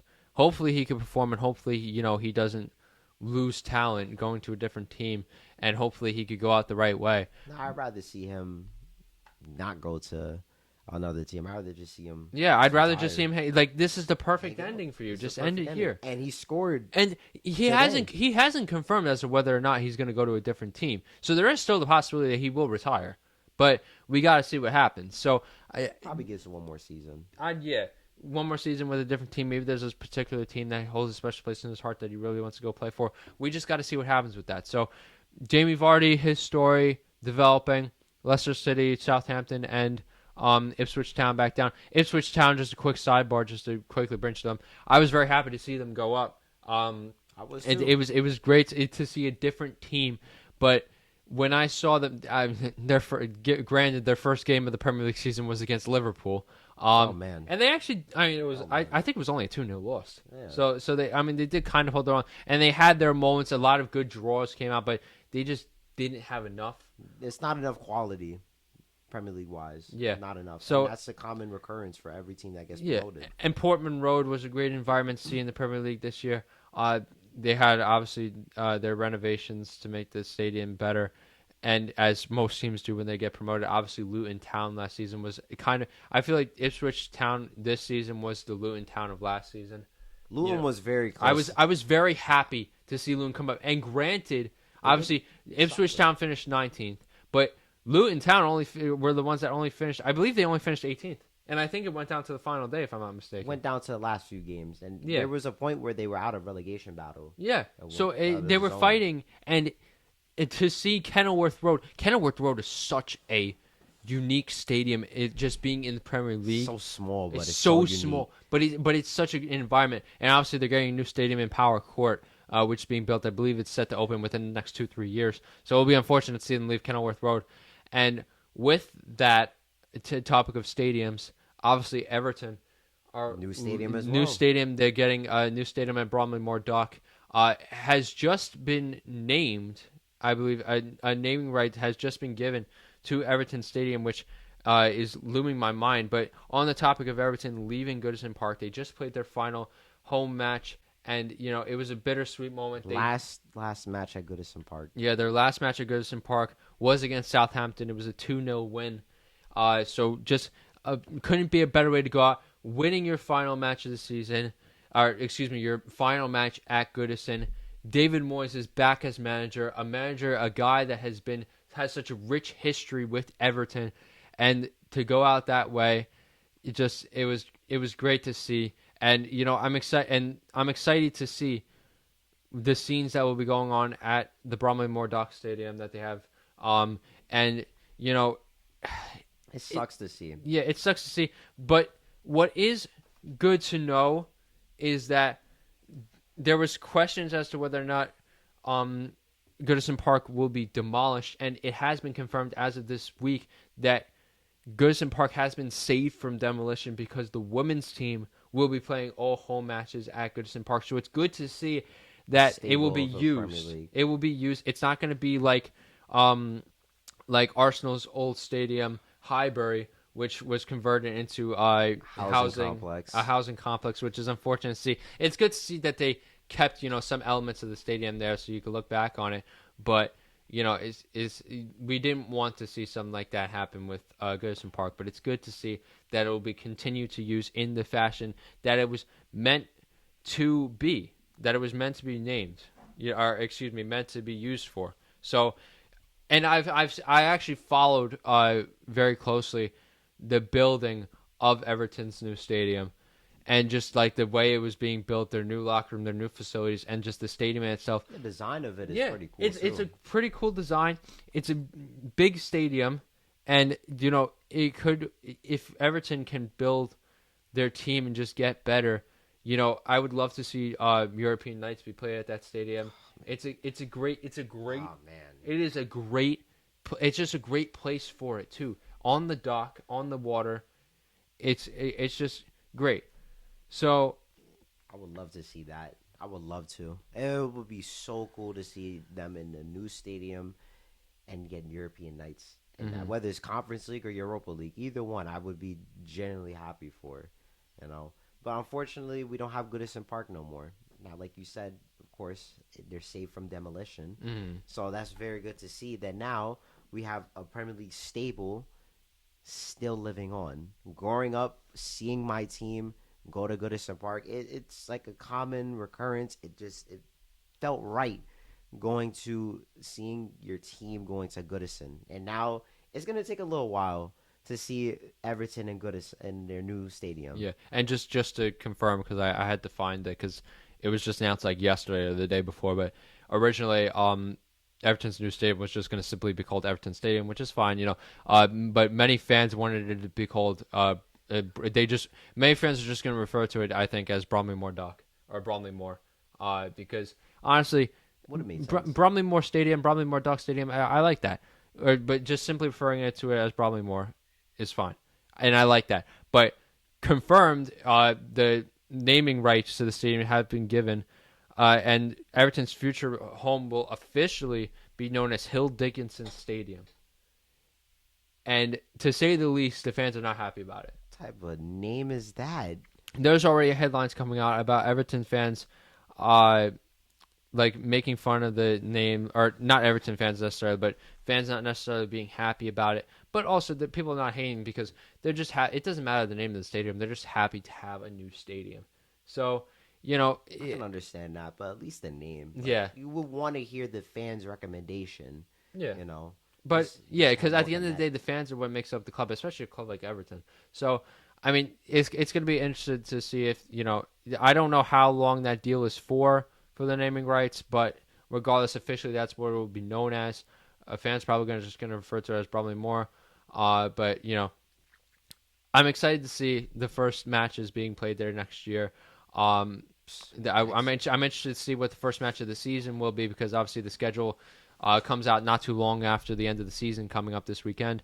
But a couple of matches have already been played. Like, the turf is not going to be never played on before. A couple of under 21 matches have been played there, I believe. As the inner parts of the stadium have been being finished up. The majority, I think the entire stadium is actually fully complete. I think there's just a touch things that they're trying to finish, but it is ready to go for next season. But I am excited to see what Everton can do in this new stadium, if they will make use of it and, be great in this new stadium. But yeah, with that, I would just rather care about Arsenal. Yeah, next Arsenal. season. Arsenal next season, hopefully making a splash, making it, maybe hopefully finally And finally getting the title. job done. Now I'm so sick of it. I've been praying since 2012 for this club to do something. No doubt. And with that though, talking about the Premier League, just to wrap up, Championship Sunday coming up. All matches kicking off at 11 a.m. Eastern. I know we'll be watching that. Absolutely. Here's the lineup. Liverpool versus Palace at Anfield. Forest versus Chelsea at the City Ground. Manchester United versus Aston Villa at Old Trafford. Southampton versus Arsenal at St. Mary's. Bournemouth versus Leicester City in Bournemouth. Fulham versus Manchester City at Craven Cottage. Ipswich Town versus West Ham United at Portman Road. Newcastle United versus Everton. That's always a good match to see. Always a very good match. At St. James's Park. Spurs versus Brighton in North London, and then Wolves versus Brentford at the Molineux. Just going to be some great matches to watch. I feel like United and Spurs, they're just going to rest their guys. I mean, there's nothing really for them to play for. As will Arsenal, I believe. Arsenal, we could just play the academy guys. Yeah. Same thing with United and Spurs. I mean, they have the Europa League to worry about. Yeah. Chelsea as well. They have the Conference League. Yeah. So it really is just down to the teams that are fighting for top four. Yeah, and the big matches is going to be like Forest versus Chelsea, two teams facing each other, both fighting for Champions League. And for the obviously Newcastle United, they're going to be playing Everton. Obviously, Everton doesn't have much to play for, but obviously Newcastle United is going to want to make that push. They're in the best position than anyone else right now, Absolutely. But nobody's safe. Nobody, not at all. There's no such thing as safety in the Premier League. No, there never is, and there never will be. Nope. And especially, this is just a prime example of that. Obviously, Aston Villa also in that fight. They have their away match against Manchester United. United obviously with bigger things to worry about with the Europa League final, and then obviously every other team, just looking to finish the season strong. But moving on from the Premier League, let's look at the other division of English football. As I mentioned before, Wrexham, back-to-back promotions. It has. I don't believe it's ever happened before, and if it has, not at any time recently. But what has happened in Wrexham, going to the Championship now, along with Birmingham City.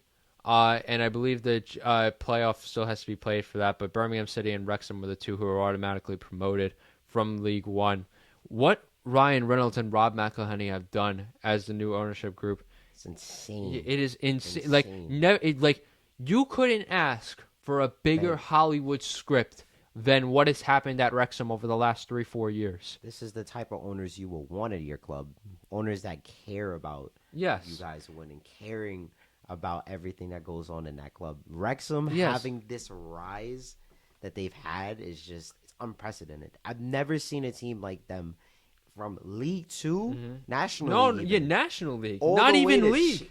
All the way to the Championship. They're literally they're one more season away from doing the impossible, which is going from National League to the Premier League. They had not played EFL football. They had not played league football in 16 years, and they have a rich history. Not necessarily in the Premier League or in like the top flights, but they have a rich history just in general.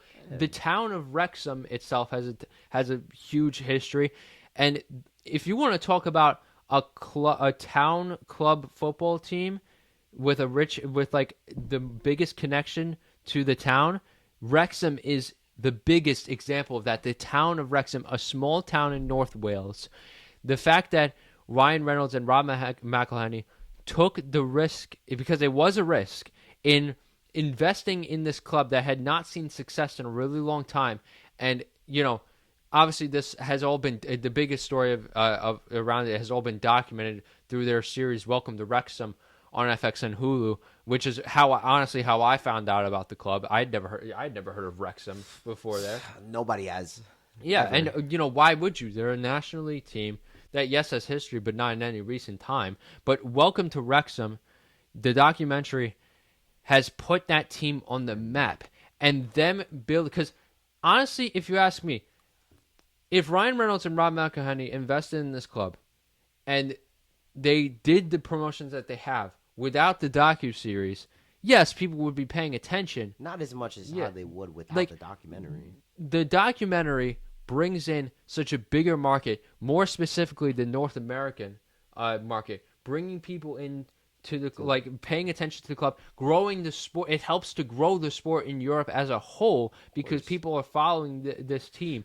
And with the as far as like I've paid very close attention to the documentary, and one thing that I noticed from the jump of the documentary was how much of a risk Rob and Ryan truly are taking in investing in this club, and they're still not making money.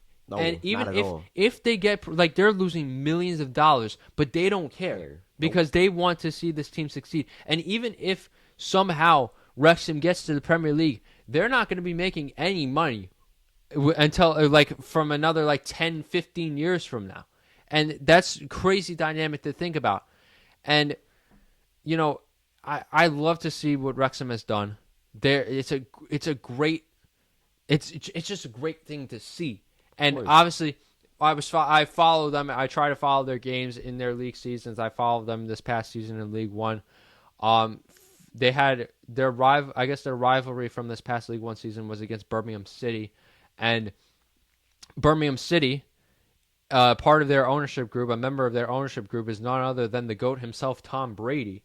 So that was a big thing in the docuseries. Obviously, with the conclusion of the League One season, just being about 2-3 weeks ago, the first 2 episodes of the docuseries came out recently, and I watched it. And in the second episode, they covered their first match against Birmingham City in Birmingham, and at St. Andrews Stadium. And Birmingham City has a rich history in itself too. They're a team that has seen Premier League, of course, and their fans expect to be back in the Premier League soon. So that's going to be a fight that we're going to see in the championship now as both teams were promoted. I honestly hope we get that in the playoffs. Yeah, I don't want to see Wrexham and Birmingham possibly get like automatic promotion. Yeah, I'd love to see. I'd love to see that playoff in Wembley.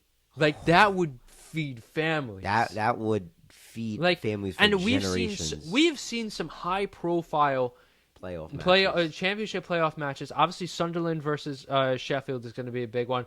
Luton versus Coventry is one that comes to mind. We just had the Sunderland versus Coventry, which was a barbed wire of a match. I mean, that was just insane. Yeah, and granted, I got to give respect to Coventry because Coventry, Frank Lampard, former manager of Chelsea and Derby County, he's done great things for Coventry. Unfortunately, he brought them up from the bottom. Now, unfortunately, they weren't able to come through with it, but still, it's like great to see that they were able to do that, and they're just gonna have to go again next season. But I got full confidence in Frank Lampard to bring him back. If the board can back him, I expect them to be promoted. Yeah, I expect that. Mm-hmm. But moving back to Wrexham, like we were saying, they've been making some key transfer moves that have obviously like helped them out. The earliest one, like back when they were in the National League, to help them get promoted back to the EFL, was the transfer of Paul Mullen, the English striker. He's done great things for the club. He's been their star player. Unfortunately, dealt with some injuries over the last 2 seasons, so he unfortunately is not the biggest player for them right now, but he is coming back, and that's good to see. Obviously, they got other guys like Ollie Palmer. They got Marriott, who has done great things for them, and Marriott. Man, yeah, Marriott is a dog. Yeah, no doubt. And for Wrexham. Those players, I honestly could see them also being with them in the Premier League if they get that promotion. Yeah, and going into the League One season, right? Going into the League One season, there was many talks as to whether or not Wrexham was even good. Like nobody, I honestly, nobody really thought that Wrexham was gonna win the way that they did. And with that, many people thought that they were gonna be a mid-table finish.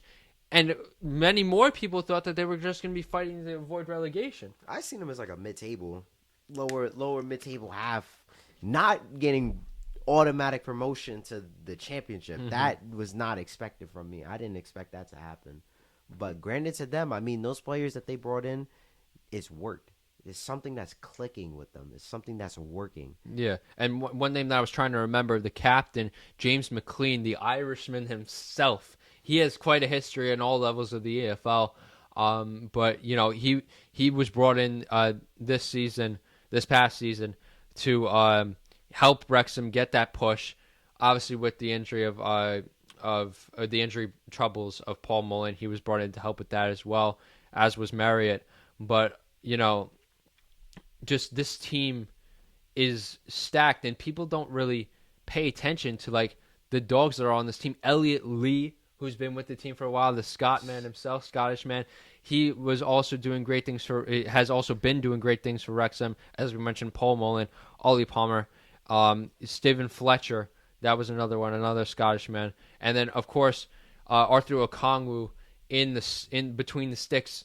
In the goalkeeper, former Arsenal man himself. Yep. Last season was on loan to Wrexham from Arsenal, and this past season was officially signed to be their goalkeeper. And Wrexham has seen some dogs in goal over the past few seasons. They've had a couple of different. They haven't really had a set goalkeeper. I mean, Arthur Okongwu seems to be now their set goalkeeper, but they were kind of bouncing back and forth. Mark Howard was running goal for a while for them, and then obviously Ben Foster, I should say, was playing for them that season that they got promoted from the National League, and he made that crucial penalty save against Notts County that many would say was the decider of the fact that Wrexham would be promoted back to the EFL. And then obviously he played for them in the League Two season for some of the season, but then I believe he eventually decided to go back into retirement,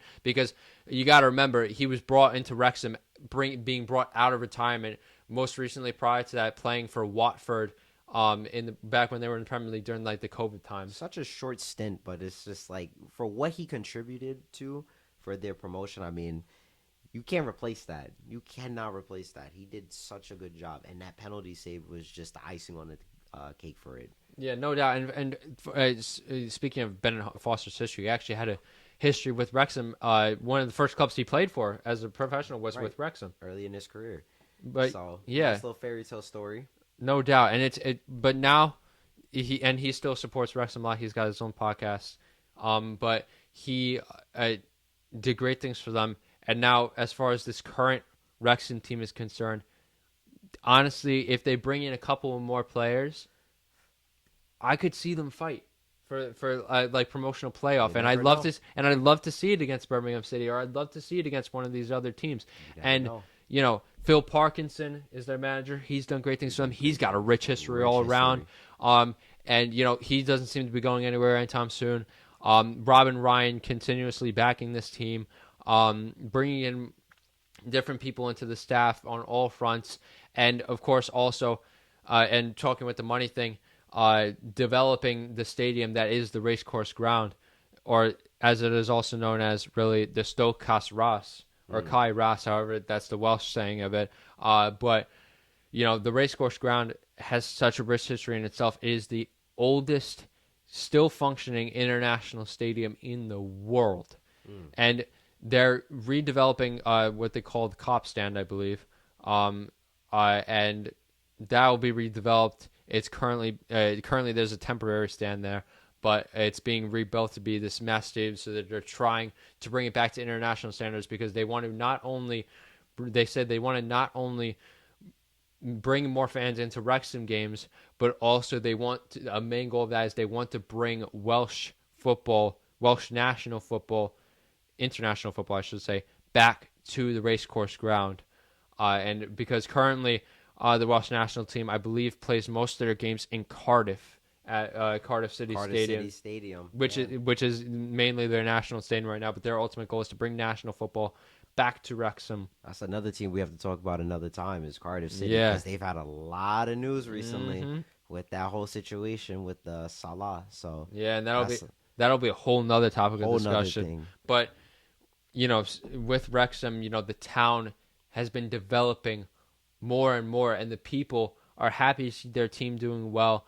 the locals are happy to have this bring back of businesses, because prior to the investment into the club, Wrexham was a depleted town that didn't have much, an old mining town that, didn't really had nothing. And now over the last couple of years with the bringing of the club, more businesses have been brought into the town, more people, more tourism has been being brought in to the town, and ultimately it's great for great the to town see of more Wrexham. exposure for them, especially. So it's great to see, especially with North Wales. You don't really see teams like that coming into the Premier League or Championship.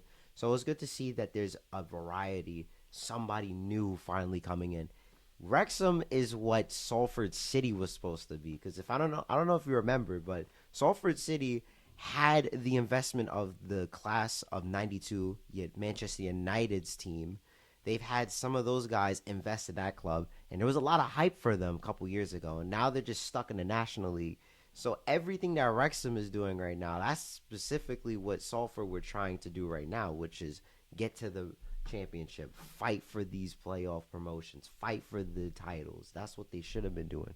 It's great to see that we have this team like Wrexham do the things that they've done, because nobody expected them to be anywhere near where they are right now, because quite frankly, this has been the biggest rise we've seen, and it will be even better and sweeter if we see them in the Premier League. I would love to see them in their new stadium in the Premier League next season and fighting for mid-table, possibly for European qualification.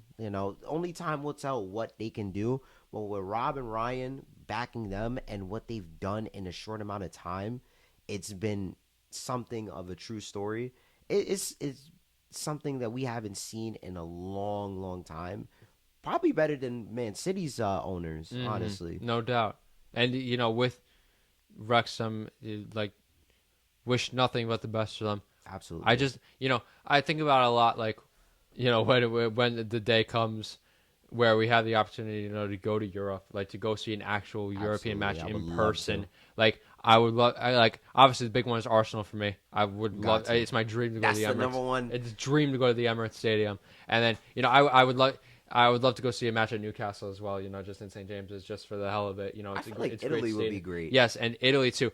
Obviously, I'm Italian as well as I am Irish, but I'm also a big Napoli fan because that's where my family is from. So, Napoli contending for the title. Oh, God. I might add, we can talk about that when they actually hopefully win it. They're in a tight one against Inter Milan right now. But I have faith in Inter. They're not winning the title. Listen, I promise you. Listen, Inter's winning it. The Scudetto is going back. It's coming back to the best team in Milan. Listen, Best team. I'm telling you right now, the Scudetto is coming back to the Maradona in southern Italy, in Naples. I am telling you, it is meant to be. I have my jersey with the Scudetto badge on it. I am telling you, it is happening. But that is a whole nother topic for when they win it. Never. With that, and then obviously talking about other European League competition, obviously that's the battle for Italy. Bayern Munich has already won Germany. And obviously some other nail biters in other leagues. Not the biggest news in the Bundesliga, though. No, not the biggest news in the Bundesliga, because moving right along to that, Xabi Alonso, the former manager of Bayer Leverkusen, has left the club, and it is pretty much officially confirmed at this point that he will be the next manager of the most historic football team in the world, Real Madrid. Oh, God. Man. It's great to see that they finally got this over with. Hiring a guy like Xabi Alonso, I think he's going to bring a very interesting and fluid style of football. Obviously, the way that they play football in Leverkusen when he was coaching them, it was beautiful. It was great to watch them play every week. Especially the last couple of seasons. Development of those players. They won the Bundesliga title last season, and undefeated. The scenes were insane at the Bay Arena, or whatever the hell it's called. In Leverkusen, let's say. The scenes were great. It was great to witness, and they almost went fully undefeated in all competitions, but then unfortunately, of course, lost the Europa League final against Atalanta in Dublin. they could have won it all, but unfortunately didn't. But Got dog walked, but it's still something. It stings for them, but they did win the German title, and that was great to see for them. And obviously, they had a really good season this year as well. But Xabi Alonso on his way out now to head to Madrid to replace longtime Real Madrid manager Carlo Ancelotti, who From his second stint with the club, and Absolutely. is expected to be the. I don't think it's been confirmed yet, but he is Brazil. expected to be the next Brazilian manager. Most likely, yeah, he's going to be the next Brazil manager. He is. Yeah. But yeah, Carlo Ancelotti done great things with Real Madrid. Obviously, had a disappointing season. Obviously, couldn't win La Liga. Couldn't win Champions League. Couldn't win Super Cup. Yeah, so it's unfortunate. It's unfortunate, but Carlo Ancelotti goes out with the support of the fans. I wouldn't say he was pushed out. I think it was just at the end of the day, it was his time. And He won everything with them. the Real Madrid fans are excited to see what Xabi Alonso can do for them. I mean, and I'm excited to see what Xabi Alonso will do for Real Madrid. What's there not to be excited about? A young, fresh coach coming into your team who's a club legend, who's won it all, who knows what it takes to be a Madristo, knows what it takes to be a Galactico. So, of course, you're going to be excited. The team that you have already is going to be great coming into next season as well. I just would hope that they actually win something next season, considering they had all this expectation from this year. I just felt like with now having a guy like Xabi Alonso, who's obviously, like I said, a club legend, is definitely going to bring in a lot of success, hopefully, and also he's going to bring in the guys that he wants to bring in, too, if you have to remember that as well, because at Leverkusen, he was playing a 3-4-2-1, so there may be some guys also on the way out. Rodrigo could be out. I mean, he may not fit that system. You may also have to work your way with having Vinicius play in more of an inside role, along with Mbappe. Wing-back starting to come up, and then you have to play three in the back. That defense is old and also injury-prone, so they have a lot of work to do this summer. And speaking also with Leverkusen, they're losing a lot of guys too. You have Florian Wirtz. He's been getting flirted around with a lot of teams. Liverpool, Man City have been rumored to sign him. You also have Frimpong, who's also leaving to go to Liverpool. Grimaldo could be leaving. You also have Boniface. Jonathan Tah's not renewing his contract. So it's going to be a hefty summer for Leverkusen, to say the least. And you have to replace Xabi Alonso as well.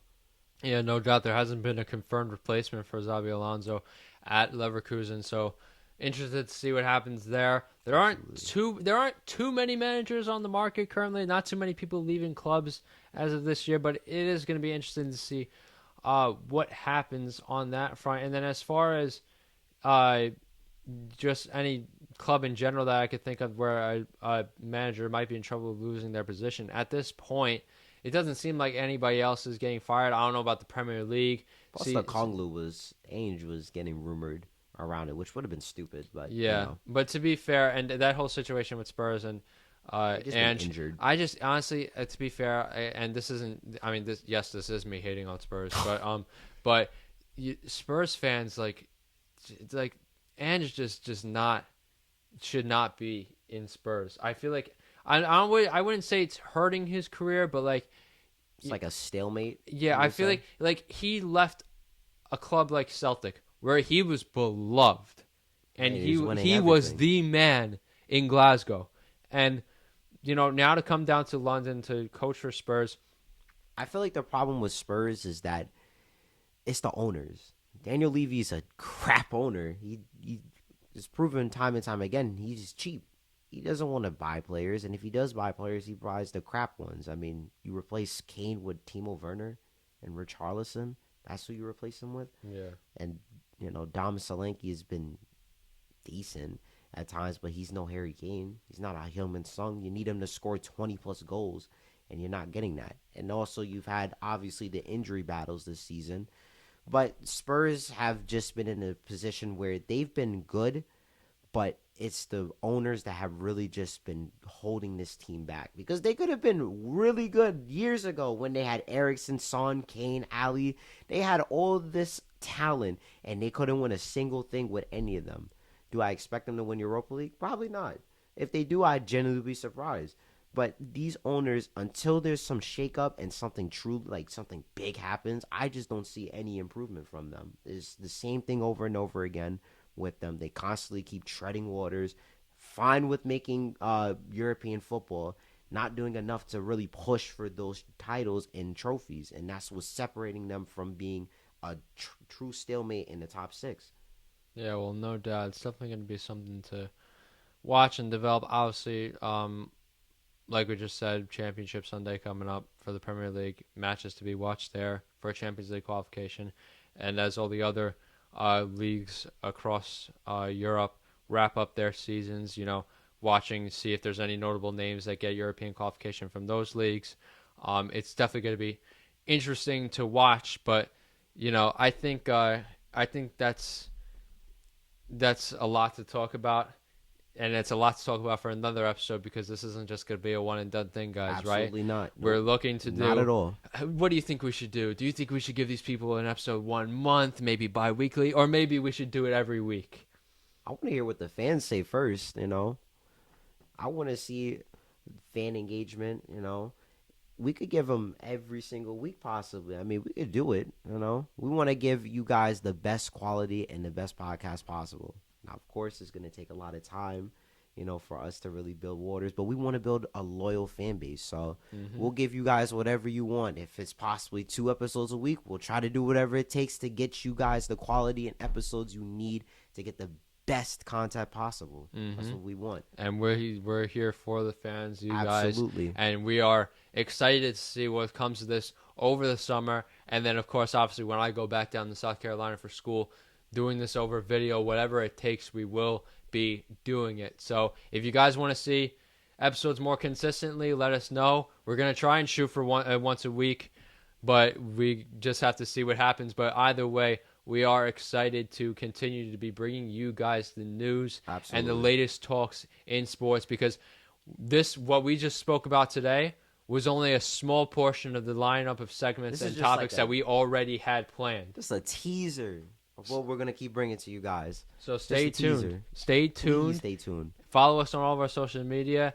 at The Outsiders View Beyond the Game or TheOutsidersView.btg, Instagram, TikTok, YouTube, Spotify, you name it. We're there. And don't forget, if you guys want to write down your comments, any opinions, any questions, leave them in our Instagram or our social media. Yes, we are paying attention. We're paying attention to you guys. Trust us. And we're really looking forward to not only hearing from you guys about how this first episode went, whether or not you guys liked it, and what you guys expect from it coming forward. And we're just really excited to be bringing you guys future episodes. Absolutely. But we thank you guys for tuning in for the very first episode and the very long time coming first episode of the Outsiders View Beyond the Game podcast. I'm Jake O'Connell. That's Keyshawn Washington. Thank you guys so much for watching. Follow us everywhere. Have a good day.